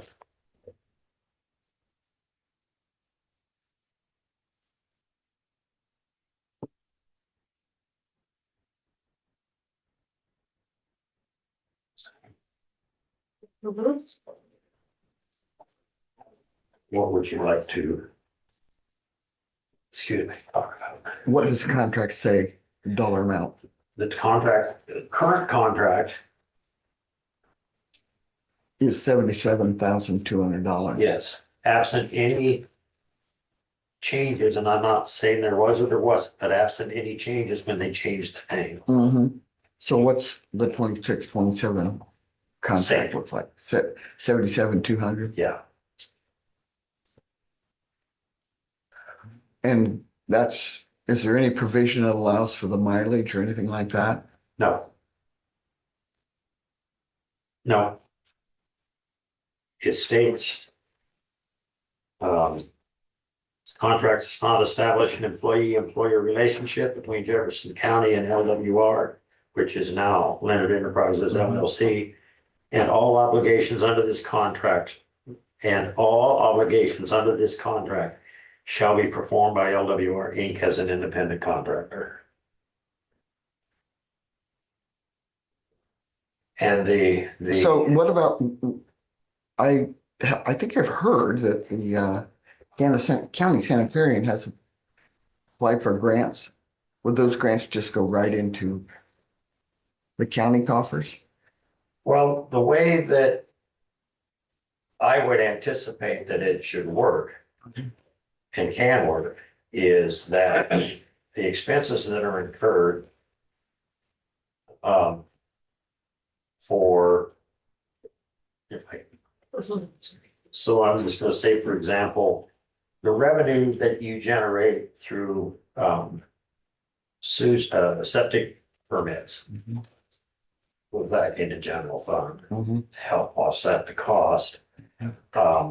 Water well permits, well testing and abandonment is, they don't call it that anymore, it used to be called grants to counties. Yeah. So that you write, a lot of that is pass throughs, I've explained before, so Susie has a well that's plugged. She gets 800, or there's 800 for that, she gets 700, 100 goes to the general fund. So all of the revenue that's generated from swimming pools, tattoos, whatever, goes back to the general fund. Since we're contracting with a vendor, and the analogy that I used before is when we sell a contract, all of the costs for that individual to perform that contract is in that contract amount. It's not the responsibility of the county to provide for the cost of certification. It's the requirement of the vendor. In my case, when I was working on these, was Ross's requirement to make sure that I was trained and certified to work on these. And so when he sold you a contract, okay, all of those costs, the mileage, the fuel, everything was included in that contract. And if I had to go get trained on new machines, so when we contract with you, we built that into the contract.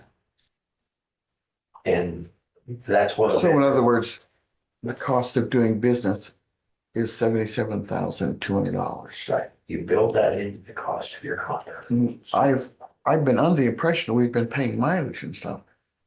Well, what I would say is, I mean, yes, but what I would say to that is there was I think genuinely a misconception, a misunderstanding of how the process should work, or at least how we thought the process should work. My position has been and continues to be and will continue to be that we hired a vendor. The cost of doing business for the vendor is included in the cost of the contract that we reimburse the vendor for. In this case, $6,425 a month. It's the cost of the contract. Which is $77,200 divided by All 12. revenue generated by services performed by the vendor go back into the general fund. Now that's, did I say cost? I mean, Yeah, you did. all revenue generated by the vendor goes back into the general fund. Now, let me qualify that by saying that when the vendor sends samples to be tested by the state hygienics lab, that cost is borne by us, not by the vendor. Is that in the contract? I'm just curious. Well, it doesn't. Probably should be. Yeah, I mean, you're right, it doesn't specifically spell that out, but there are certain costs that, so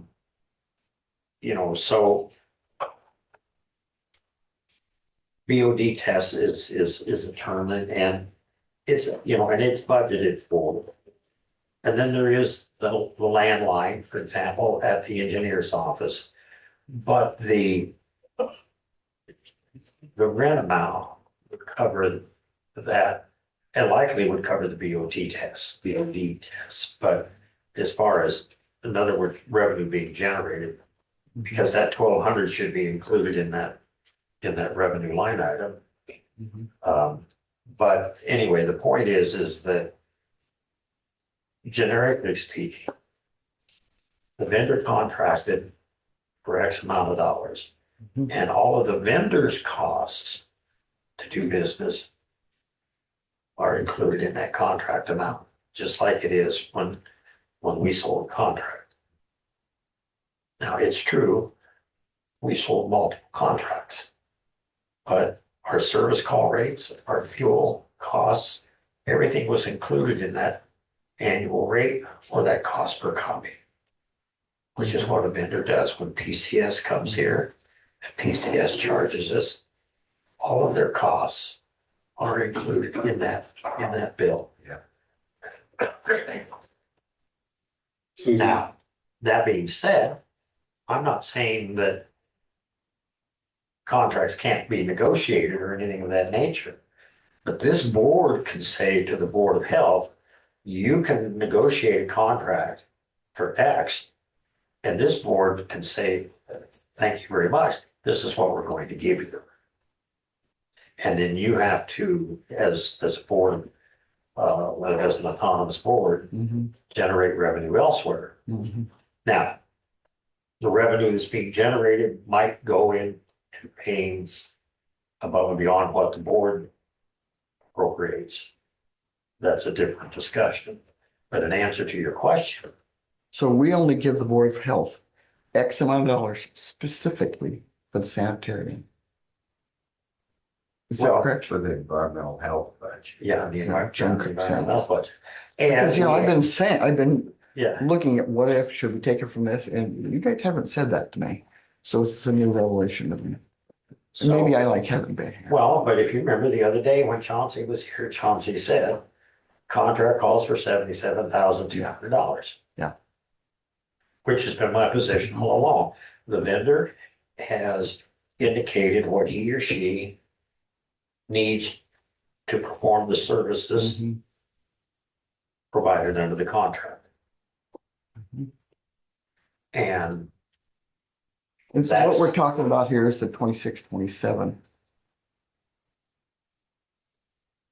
well, that is the difference between the revenue, the projected revenue and the expenses, yes. $26,610. No, I mean, discuss, consider sending Board of Health maximum amounts for environmental health budget. What year is that for? Is it for the year Would we're be in now? 26, Okay, 27. because we need a budget member for the other one, Right, correct? exactly. Yeah, this would just be for, with my understanding, that we were just looking, so that we can establish a budget hearing, you know, that. I mean, And that'll be sometime in June, correct? no. We'd have one. I misspoke and said June earlier, Oh, okay, April 13th. Yeah, It said She right, got that right away. okay, 9 a.m. 9 a.m. It's April the cold 13th. medicine. Yeah. So, yeah, so where I'm at, in concert with the attorney's office, that the contract calls for $77,200. All the revenue generated for the services performed go to the general fund to help offset $77,200. What about your well abandonment line though? Well, that is pass through, but any revenue, when I talk revenue, what I mean is that any revenue generated above and beyond what goes, I understand, I'm asking about the expense line. okay. You mean, Like you're not setting the environmental health budget for only 77,200, right? That well abandonment line also has to be included minimum Yeah, that's. for what I was looking at. 20,000. the expense, Uh-huh, yeah, that's included in, I mean, that's included in that total expense number of $104,165. I know, we're looking for what you want that number to be. 10165. Yeah.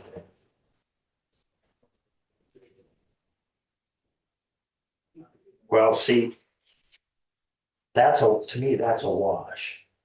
Yeah, I know you have to show it for budget purposes, but if you spent $20,000, you took in $20,000. Right. But you have to give them an amount so she can move forward with the April 13th hearing. Paperwork. Mhm. Right. So now you totally confused me. I mean, what I guess what I was thinking, and I believe that's pretty dangerous, is the 77,200. That the revenue that's generated would cover that plus the other expenses. So at minimum, it has to be 97,200, because you have to include the 20,000 for well abandonment. Okay. Right? That's what I thought. Well, we have, okay.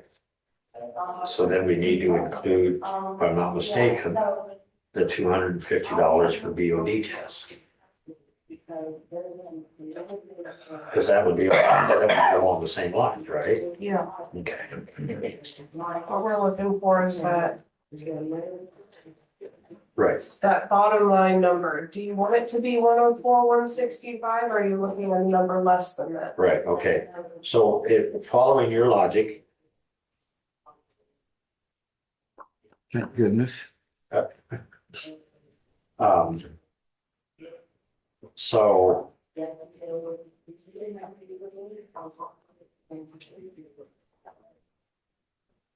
Jerry, what is miscellaneous EHS coverage? I checked into that and I believe that me and Shannon, did we discuss that? I was if something would happen, we'd have to have it covered. You know, that you'd have to bring somebody in and take over my duty, say, I killed in an auto accident. Like we've had Henry County do that for us Okay, before. I got you. Yeah, so that would have to be included in that line as well. Okay. What was it, 1,000? Yeah, so the 250,000, the 20. Okay.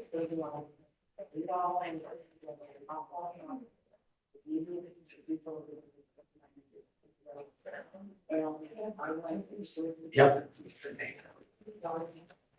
Jerry, you want to say something? Yeah, I have a few things to say. First of all, Susie, I did not get reimbursed for mileage for my day-to-day contract. I'm working on taking care of all the stuff. Like the reimbursement would have came from the Iowa Grants Administration for traveling for the required CE courses that they require me to take. Okay, So you guys, that's why. thanks for pointing that out. So, yeah, and I do have a few other things, if you don't mind. Okay. So, first of all,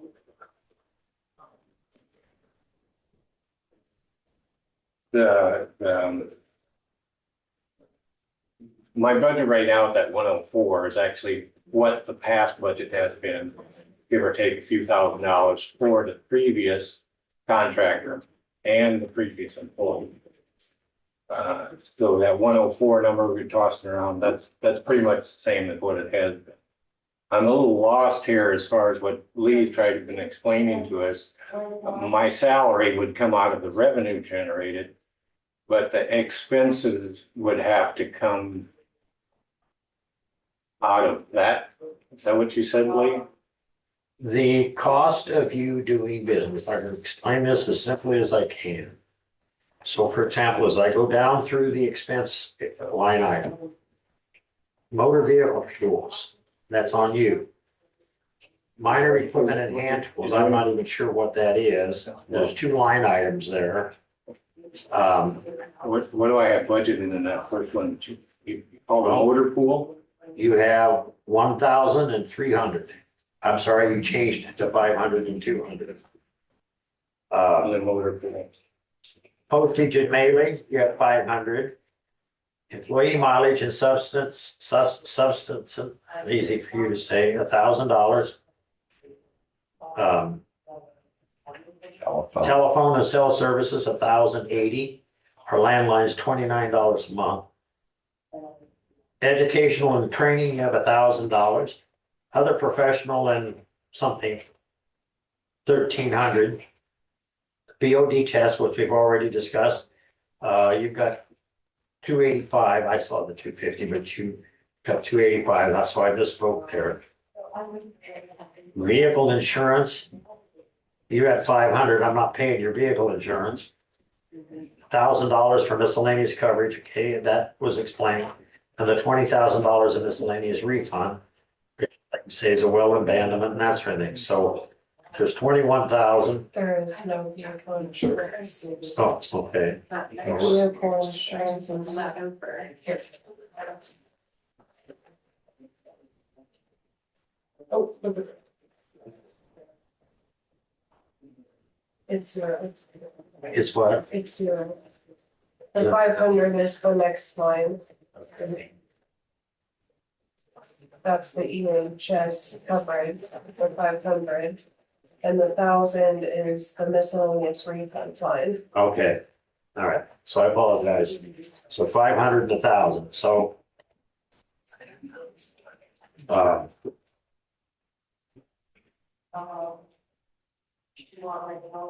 I could see the 500 for the postage and mailing would be on us. 500 for the miscellaneous coverage, the $1,000 for refunds. And the 20,000 for well abandonment or whatever. About the 1,080 for telephone.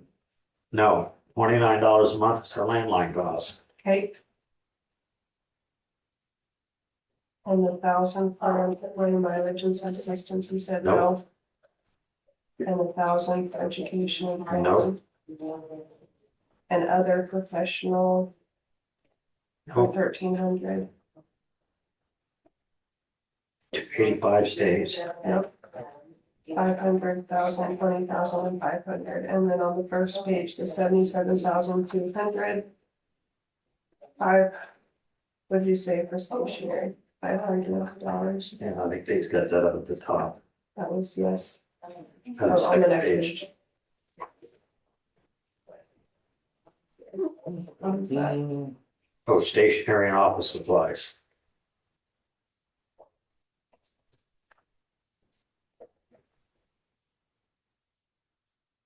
So let's just talk about the phone service. Which part of that did you okay or not okay? The $29 a month for the landline. Okay, so I can just shut my cell phone off because I don't have to have that for, That's up to you. no, that's fine. That's what we can get rid of that cell phone today.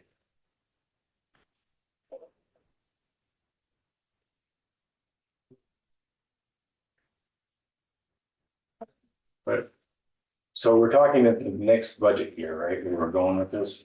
This is what you're gonna Right. try to do, okay, so. No, No on all? well, I don't know. The stationery and office supplies, well, that's what their thought Yeah. process. Okay, good.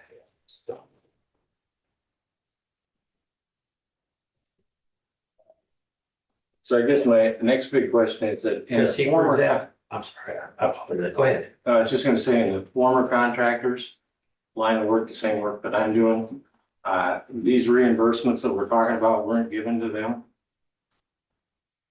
Now, all the revenue that was generated went into the general fund, and what they were paid was, in the case of Russ, the last contract, $78,000. But, and so then again, they never received any of the reimbursement funding. Nope. Did any of the county departments or employees help Russ with their organization when they were here? Well, they were out there at the same office you were. Well, that's not the employees I'm talking about. I'm talking about any other employees. No. No. And as far as Dan Miller goes, that's an entirely different kettle of fish because he We're not wasn't talking employed. about, yeah, we're not talking about here. So, you didn't provide any of those type of services, nor the county employees provided those services for them. They didn't receive any reimbursements of any sort, you're saying, for any education, travel, No, you're right. Yeah, none of that, okay. All right, so, including their travel to come over here.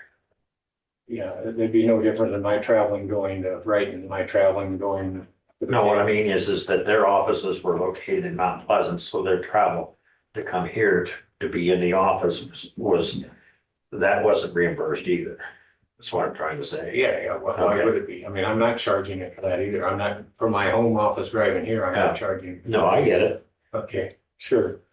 All right, so, you guys would like to see all my expenses. Or these expenses, and I guess we'll have that Abby show me what we Xed and didn't X. All those other expenses, like that you are gonna pay for, we want those in the budget somehow. Or you're not gonna cover them with their expenses. Well, you've already got them in the budget, the 500 for postage and mailing. You've already budgeted for that. Right, I also, I think I budgeted 40,000 for the well reimbursements, right? Yeah, Yeah. Okay. but we're talking expense lines right now. Okay. So the question I asked the board was, Can I finish here, Lee, for a minute? So you said something about you reimbursing my insurance. Did we get that settled for my vehicle?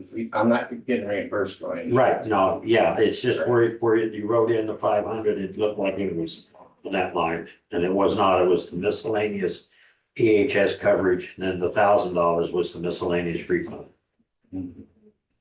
So minor equipment and hand tools, both of those lines, you said no. I said, no, yes. Yes. And did Russ get reimbursed for any of that? Russ didn't get reimbursed anything except the $78,000. Okay, I just want to be sure on that, but you're saying that Russ didn't get reimbursed for any of that. Okay. Last question, stationery and office supplies. Right, and I've asked it now, so I don't know I mean, so the office supplies, to be fair, for example, if they have to put toner in our copy machine, that's an office supply. Okay, so, Exactly, and that would be also if the computer system needs updates and malware put on, they would have to be paid by you, correct? You're saying that the county environmental health should pay for the toner and stuff in their machine. no, I'm saying that that's what, that would We're be, going to assume that. Right, that's. I was thinking of when ours. the prior ambulance person used our machine for a long time. yeah, no, what I'm saying is that under office supplies, Mhm. you know, and that's why I guess I was advocating that that would be a covered expense from us, is because part of that would be, like, say, toner going into the machine, Mhm. and it's our machine. Yes. Do you think we should redo the contract that specifically spells out what we will do? We can't. That's up to the Board of Health. So what I'm hearing from you guys going down these lines is you want to send $99,985 to the Board of Health as their bottom line number. Is that what I'm hearing? That is 20. Yes. Sorry, I just, No, that's what I've heard from the ethos. What it sounds like. Pay 99,000. 985. So that's 500 for the stationery and supplies, 500 for postage and mailing, 500 for miscellaneous coverage, $1,000 for refunds, 20,000 for well abandonment, 285 for BOD tests, and 77,200 for the contract. And again, what about your computer systems? Do you want me not to have them updated or have malware around? Or the backups? There are that's our computer in there. Yeah, I know, that's what I'm saying. You just want me not to cut that service? Well, where is that in your line items? That would have been in probably the professional services.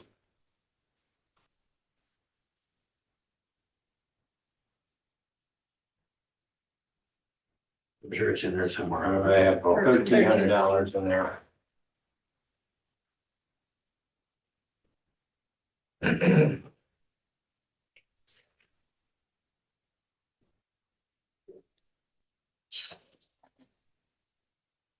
Well, I'm not sure what you would be, because all our computers are in our program now.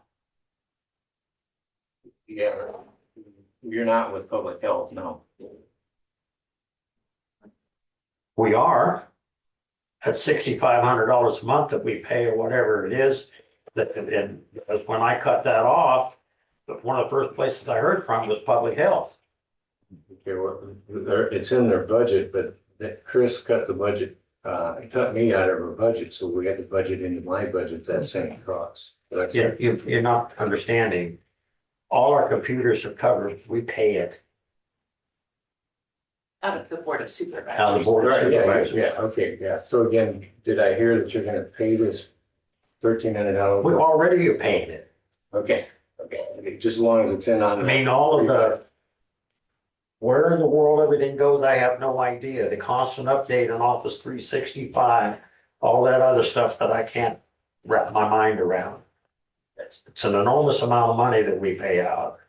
Yeah, well, I just want to make sure that that's in on, I guess it's, gonna be, in on this budget. That's PCS, right? Yes, Yes. Hey, Lee, can I interject for just a second? you sure can wherever you are. Oh, there you are up there in that right-hand corner. Okay. I Part don't of this see a stuff picture. for our computers, and then we pay for some stuff as well out of our public health budget. There's a couple different things that's paid for from the county side versus our budget side. So both of those statements are correct. Does that make sense? I'm trying to get my camera on, sorry. So I just wanted to point that out. And Jerry is correct. My budget, to Susie's question earlier, years ago, there was confusion between, yes, the Board of Health has allocated money for both of those budgets. However, it became cumbersome and difficult for the board to understand which budget, because the budgets were intertwined in the line items within the budget structure. So I requested that they be separated. So then when we were Medicare certified, you could see the cost of the expenses, the cost of doing business when we were doing a Medicare cost report. So the line items were more true for the cost centers of public health versus environmental health. So it's just easier for the board to understand it. It's easier for the board to see the public health cost center of business and the environmental health cost center of business. Does that make sense? Yep. Okay. And just one other quick thing while you guys are talking about grants, because I receive grants from the state health department as well. Whatever my grant is, which I don't always know the exact amount of my grant because the county budgets usually have to be turned in before the state allocates their budget process. So whatever I received the previous year, I plug that amount in for my local public health services grant. And usually it decreases every year, but at least I've plugged in the full amount of that budget allocation. I plug it in on the revenue side and the expenditure side. Not with the local public health services grant, because I don't expend any money from that. All of that money comes back as revenue to my department.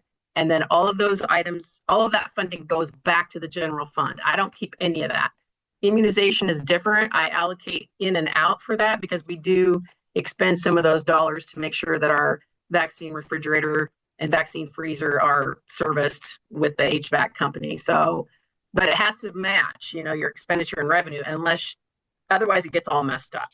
So is there anything else? I mean, that's kind of the history in the years that I've been here and why it's handled the way that it is. It just makes it clear for the Board of Health to understand both their budget allocations. No, there was always It was really confusing because I struggled with it for years, and I said, "Why can we please change this so we can all understand it better? So we all understand each cost center." So anyway, thank you.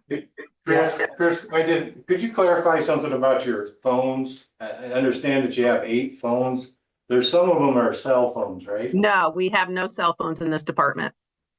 Okay, We do not have any cell phone. Anytime I use a phone for work, it is my personal cell phone. I do not get my work email on my personal phone. And no, I do not receive a stipend for my cell phone. It's just, excuse, go ahead. Phones. I guess I thought I was at a Board of Health meeting where they allowed you to buy a couple cell phones for when the girls and you were on call. we have not moved forward with that. If we do, it'll be next year. But I don't even know that we're going to do that because it's too cumbersome to carry a phone if the state notifies me after hours, which they have my personal cell phone number. I don't think that's a good use of taxpayer money to carry an extra cell phone in case of an emergency. I already have my personal cell phone, and it's just easier for me to carry one cell phone. I do not get any work emails on my personal phone, though, nor will I. Okay, does that help? It was earlier talked about that you had 8 phones and I thought that was. No, we have 0 cell phones. We have a hotspot, which has a cell phone number tied to it, but it does not have phone service. It's just it's a redundancy. So if Lisco goes down, the internet service goes down, then we have a secondary mechanism to be on a Zoom call or access the state health department's websites for immunizations or whatever. So, okay, thank you. So point of clarification, thanks, Chris. Point of clarification there. We can do with the departments, county employees, whatever we want to do. That does not necessarily translate to we don't buy cell phones for the vendors. I mean, that's, you know, we're long short of, if we had 8 cell phones in the public health department, we may question that. But that's a county department with county employees, so we're comparing apples to oranges there. Well, I didn't say she had 8 cell phones. It was discussed at a Board of Health meeting, they were gonna get them. I thought they probably did, and that maybe explains why they have 8 phones if there's only 4. Well, that's, So I just wanted clarification on it. Sounds like they do have one they can pay a service on, and which I'm fine with it. I mean, like I well, said. it doesn't matter whether you're fine with it or not.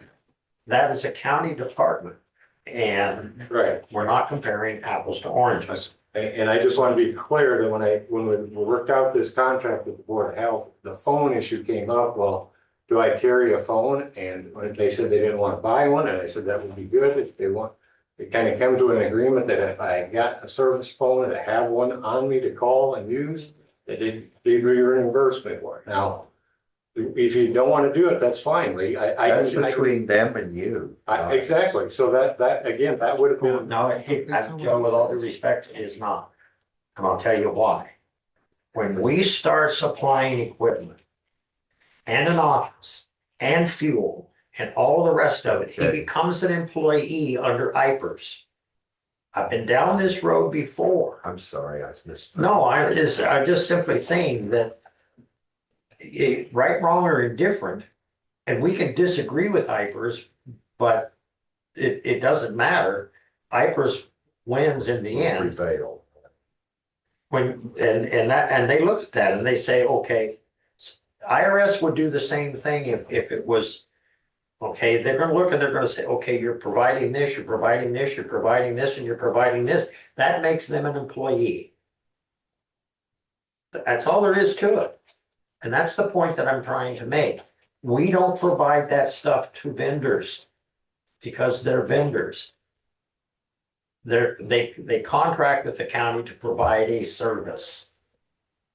What we're discussing here is how much money are we going to appropriate for that service from our for our fiscal budget coming in. And you had plugged in 99,000 and something. And again, to be clear about this, you're not paying me mileage, you're not paying for my fuel, I'm paying rent for your office like you asked me to do, okay? I've been providing this cell phone service, and I don't need to because it's not in my contract, we can agree that. As soon as we get done here, I'll notify the phone company and I'll put a message on that phone that the budget is We're gonna paying be that already. cut out of my items, so I'll have to call the office number, okay? But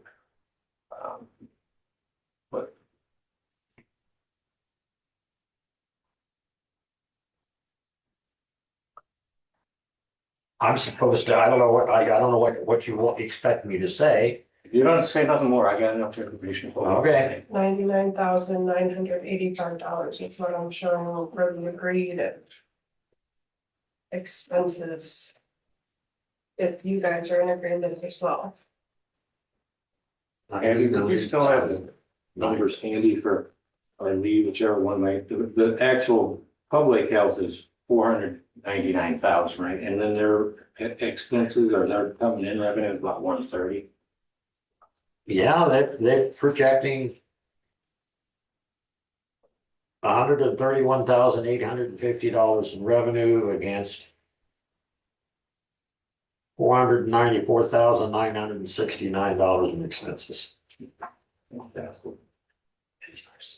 Oh, thank you.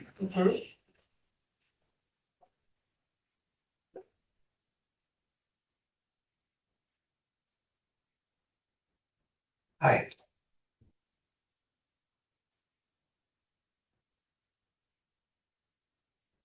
Go back to the questions.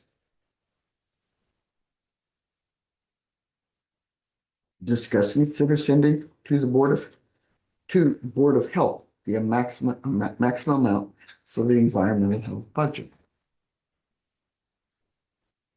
So I'd like to know what you're thinking. I mean, sorry, I'm thinking, Abby, please help him, would you? Can't hold on to anything. and I've already been, no, I just. I mean, we have a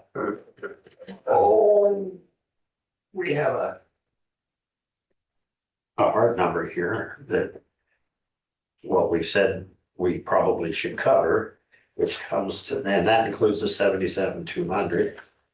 And expenses that I think a reasonable person would conclude are the responsibility of like the supplies and postage, that sort of thing.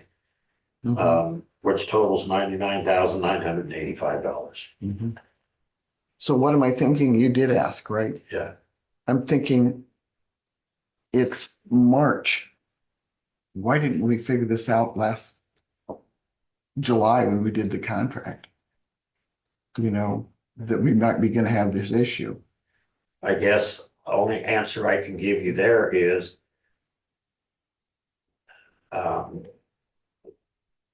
that's what happens when you assume. Okay, got that, Abby? Yeah.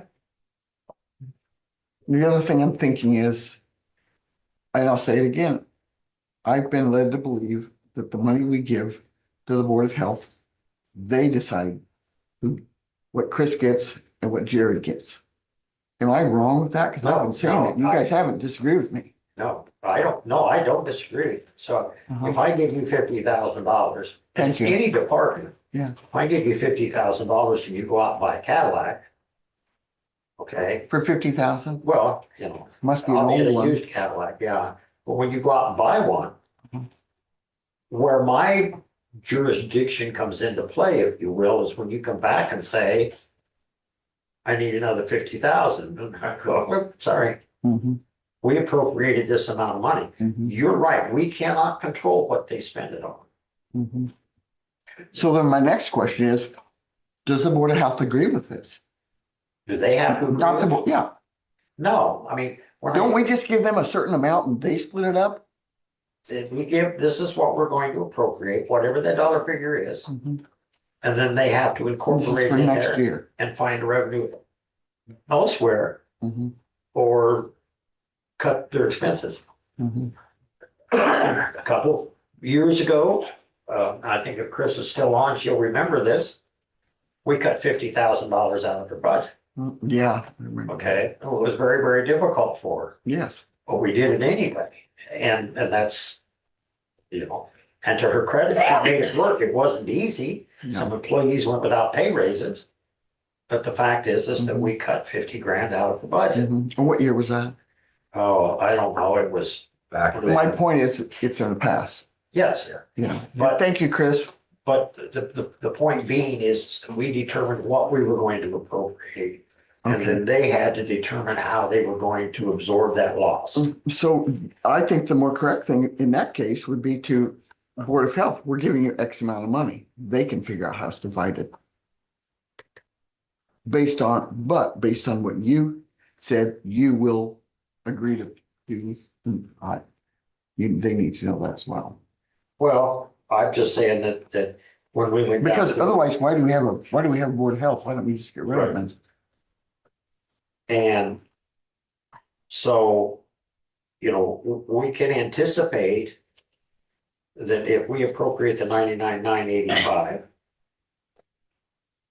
that's about $4,000 less than what the total budget asking is, but we can infer that there's going to be revenue coming in as well to help offset those expenses. We don't know how much revenue, nobody does, and it is Sure, I understand that. it's like Chris said, when she looks at her grants, she knows what she got this year, they increase it, so she plugs in at least Sure, what she got this year. sure. Yeah, I do just want to add one more thing about that expense thing. When Bruce Hudson was over here a couple weeks ago, he talked about this PSOC test and how the grant process worked. That test alone is $1,000. So you might be aware of that if all suddenly we would have 3 people that want that tested, that right away puts a very big hole in that budget expense, you know. But just so you're aware of, again, if we tighten it down so tight, do I have any movement if something like that comes up?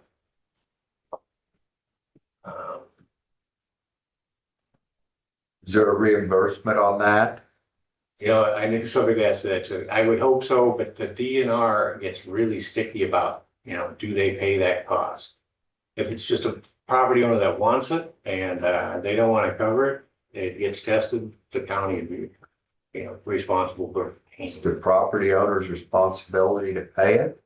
We got. Well, I think we're losing sight of something here. And Nothing in sometimes, county ordinance that says we don't pay for it, because the only thing it says we'll pay water test, the water test behind the wells. so we're losing sight of something here that I think needs to be clarified. If we appropriate the 99,985, just for sake of argument, you're also generating, potentially, you have budgeted $77,555 in revenue. Okay, with all of those things that we struck, and we're saying that comes out of his 77,200, because we believe that that's a vendor cost of doing business. But the fact is that the 77,555 and the 99,985 far exceeds the 104,000 that they're projecting for expenses. So it should more than be covered. What we're saying here is we're not paying for mileage, we're not paying for certifications, that comes out of the 77,200. I mean, he's indicating $77,000 revenue. And we're giving damn near $100,000 on top of that.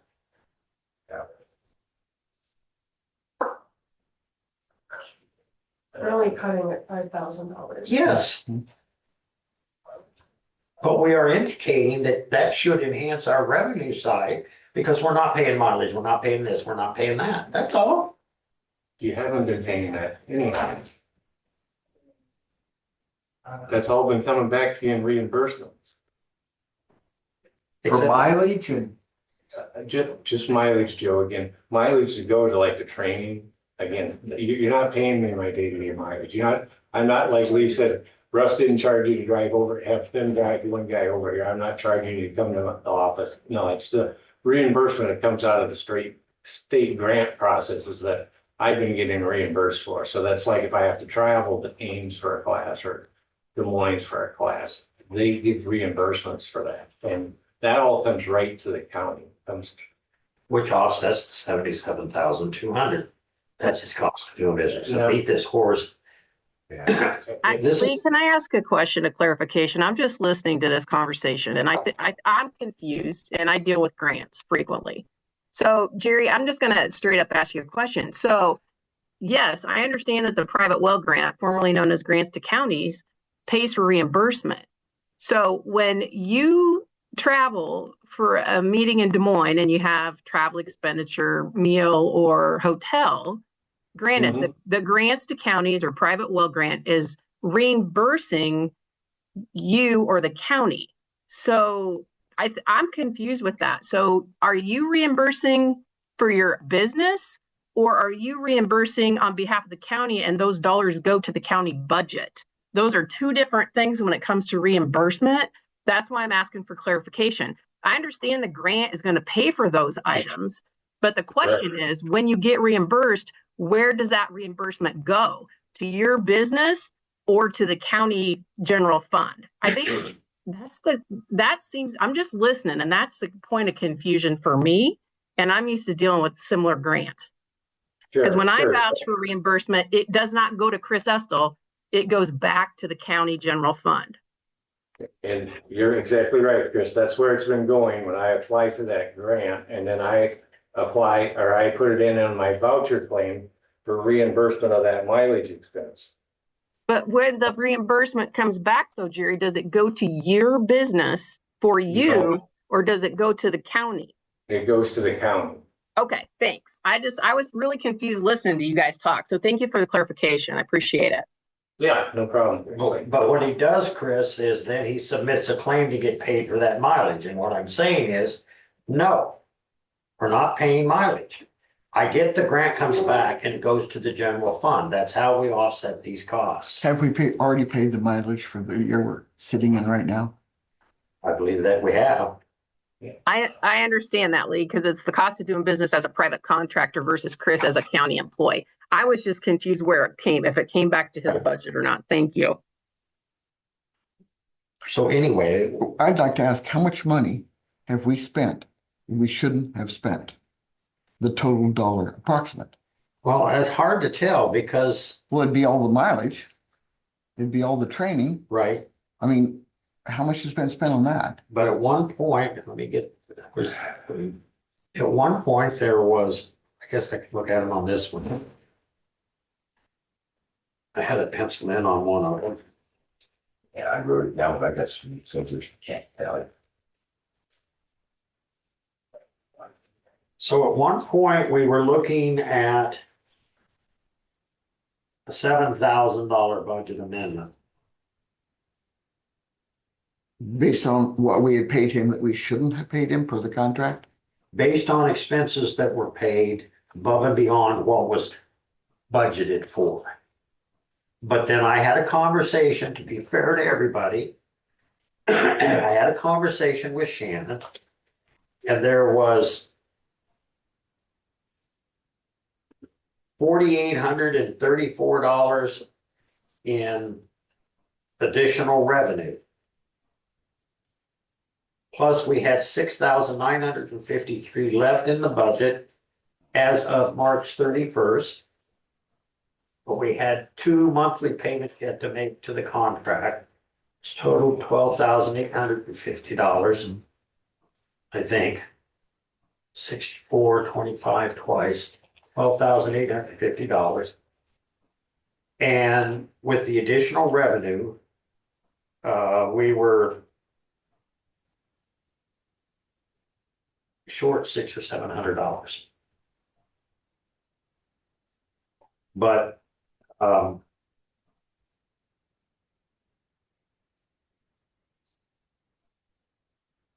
we would have to do a budget amendment to approve to have authorization to expend that additional revenue. Number one. Am I right, Shannon? Yes. And so that's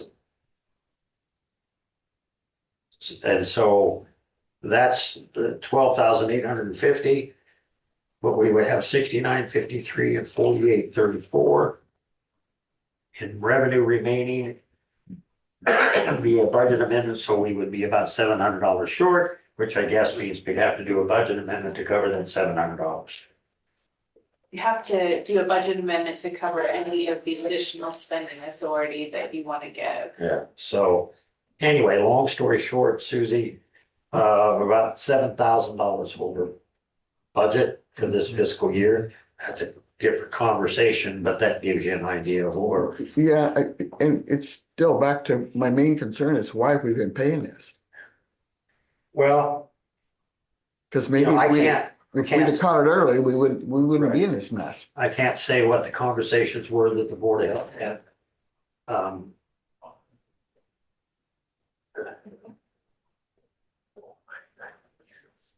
Can I ask a question? Please, this is Dwayne. You guys hear me? Hang on a second. Who is it? Dwayne. This is Okay. Dwayne. Yeah. Um, Dwayne wants to stop. Hi, Dwayne, what's up? Okay, so when Jerry applied for a grant to pay for mileage for him traveling back and forth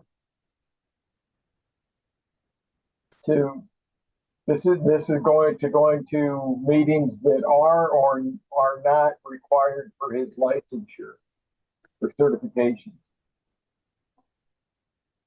Because I guess if he applied for a grant to pay for his mileage, then shouldn't that grant be used to reimburse for the mileage if it's above and beyond what his normal duties as sanitarian are. But it seems kind of odd that you take the you'd take the money into the general fund and then not pay it for the use which the grant is for. Am I misunderstanding? I've only been listening with half an ear, but Chris talking about it got my attention a bit. I think it's her voice. So from my perspective, in answer to that question, that's a cost of doing business.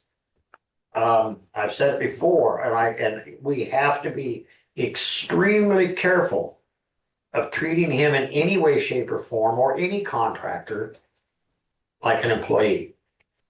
Because when we reimburse expenses that the contractor should be building into his or her contract amount.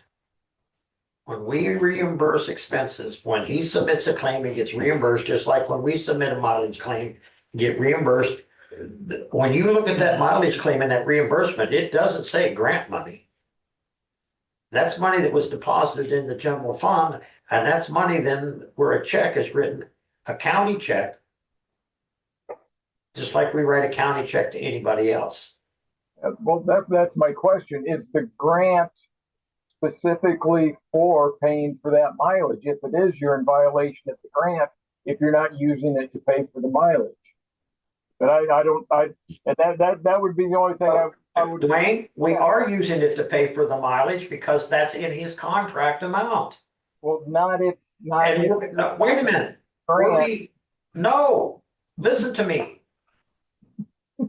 We agree to pay him a certain amount of money, or any vendor. Okay? That's the cost of doing business. We're paying that mileage up front in the contract amount. And then we get reimbursed for that expense. There's nothing illegal about that. I'd like to say something. Lee, $77,200. I'm back to the contract. Why didn't we say specifically, this is what you get. You will not be reimbursed for this, or this. We should have said that. It does. It's very clear. Even the attorney's office said it was very clear. Okay, read it to me. The contract does not establish an employee-employer relationship. That's the first thing. Mhm. Between Jefferson County and LWR, which is now Leonard Enterprises, Mhm. and all obligations.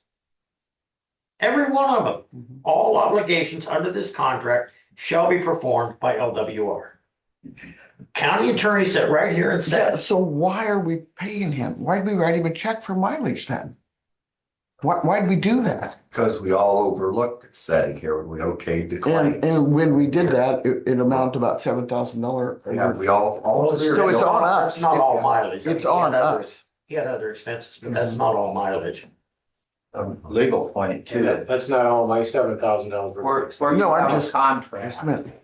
the contract can provide for funds going to the employee, to the contractor. Many companies in Iowa provide that your employee, that you agree to continue to pay them, even if they get called for jury service, that you pay them their regular wages, but the jury service fee that usually goes to the person serving jury duty goes back to the employer, and it's just kind of a matter of contract. And sometimes claims are submitted that are inappropriately handled, and funds sometimes are misappropriated, but you've got to do the best you can. That's why it's simple and clean. You agree, or the Board of Health, whatever, you agree to a price with a contractor, with a vendor. Whatever the vendor's cost to perform that service is on the vendor, period. There is no gray area. There is no pretending that they're not an employee. So I've is been the, down that road. is the contract, I understand that with the IPERS. I've Yeah, seen that situation. $27,000. I've seen that situation many times. The contract, that we're arguing about, isn't that the Board of Health's responsibility? Yes, yes, We only give them the dollar amount. that's right. So then why are they not dealing with this? Well, I think that they were looking to us for some guidance, I guess you'd say. But what we've developed here at this point is $99,985. And that covers the 77,200 and what I would consider expenses that the county would be responsible for, like the landline at the engineer's office, the BOD tests, the supplies for our equipment, for our machine, that sort of thing. And the $20,000 is pass through that would go to Ed for any work that was done on well abandonment or whatever. So that is pass through, but we have to show that. I guess I think our only responsibility is to give the Board of Health a dollar amount.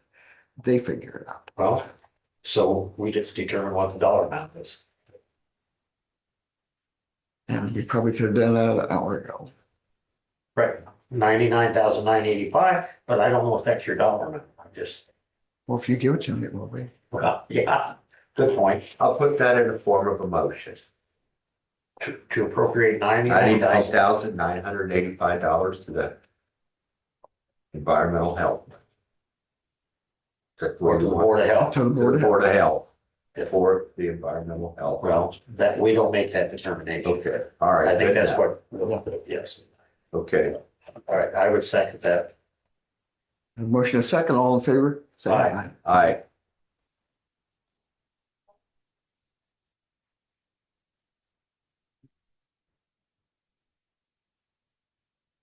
Okay, it's still Monday, the 30th of March. Surprise, surprise. Make committee Complain about you won't hear more reports. about it. I had to wake him up for this part of it. Like weed in here or something. Yeah. Thanks, guys. Appreciate all the extra help. Make committee reports. Who'd like to go first? So at 1015 Transit, we have an employee issue that we are dealing with that is going to get muddy before the water clears, I'm sure, but it's unfortunate. Just don't mention names. No, I don't. It's very unfortunate, but it's something that we have to deal with. The executive committee is meeting and any outcome from that will be, the full board will be apprised. The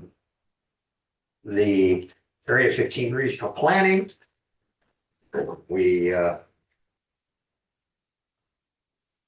it looks like our local folks for the Agassiz historic loss in Atumwa are going to get their tax credits funded. And Fairfield Workforce Housing, again, Jim Danaher is inquired about RTF funding, which Joe would actually handle through the Regional Housing Trust Fund Board. When does that meet again? I don't know. Joe would have to tell you that. Don't know when it is for sure. I just wanted It's probably set down. They only meet once every 2 or 3 months, I Yeah. think. So they're talking about building the 30+ apartments on a brownfield site in Fairfield.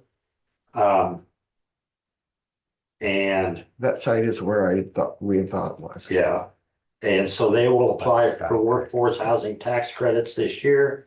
They may submit an application to Regional Housing Trust Fund for up to $200,000 from in funding to be funded. And then Regional Housing Trust Fund held a webinar of which Barnes City, Farmington, New Sharon, and Fairfield participated in that. And City of Fairfield is working on a application for water main and sewer improvements. So imagine our water bill will be going up. Are you done?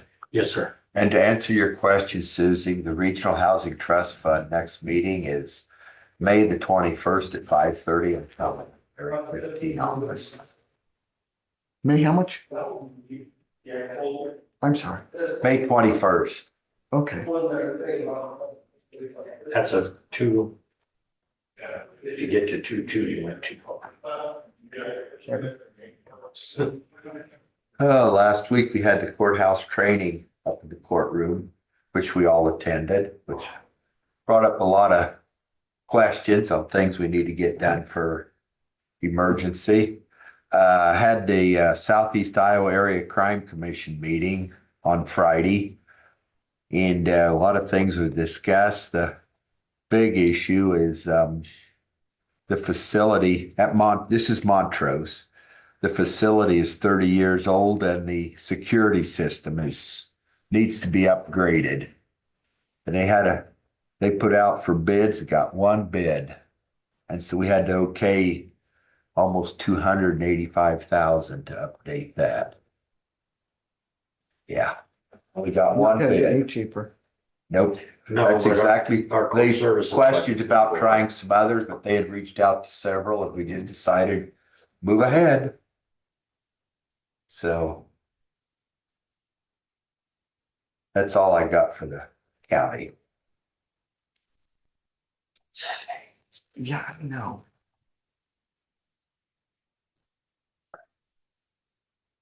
So again, we had our hearing on the 23rd for the maximum levy attainment, and that went, I thought, pretty okay. We were able to listen to a few folks express their concerns, and that was nice. We had that safety thing from 8:30 to noon on the 25th, which was Wednesday. And I thought it was a very productive meeting. And in fact, it's because it brought up all our weaknesses. And so it's a good way, something to build on, okay? Yeah. And the donuts were great. I even had one. Have you just never done that? Let me see what else. Too late. Huh? Too late. Stop it.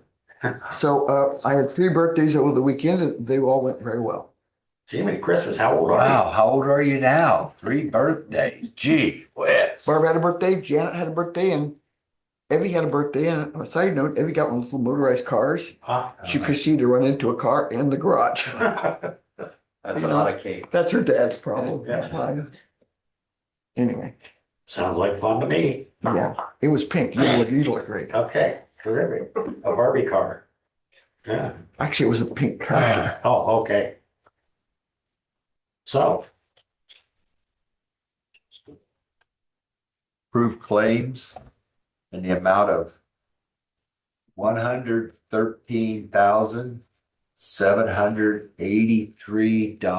$113,783.90. second. I have a motion and a second. All those in favor, signify by saying aye. Aye. Did Shannon come in here to talk to us? Tell her it's safe to come back. I did.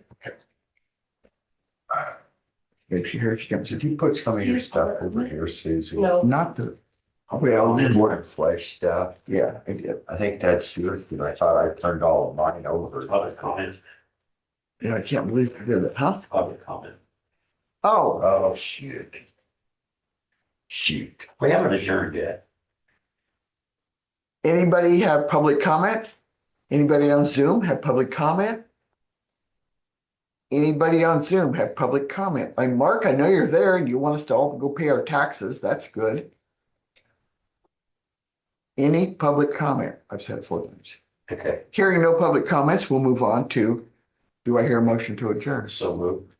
Second. I have a motion and a second. All those signify by saying aye. Aye. Thank you very much.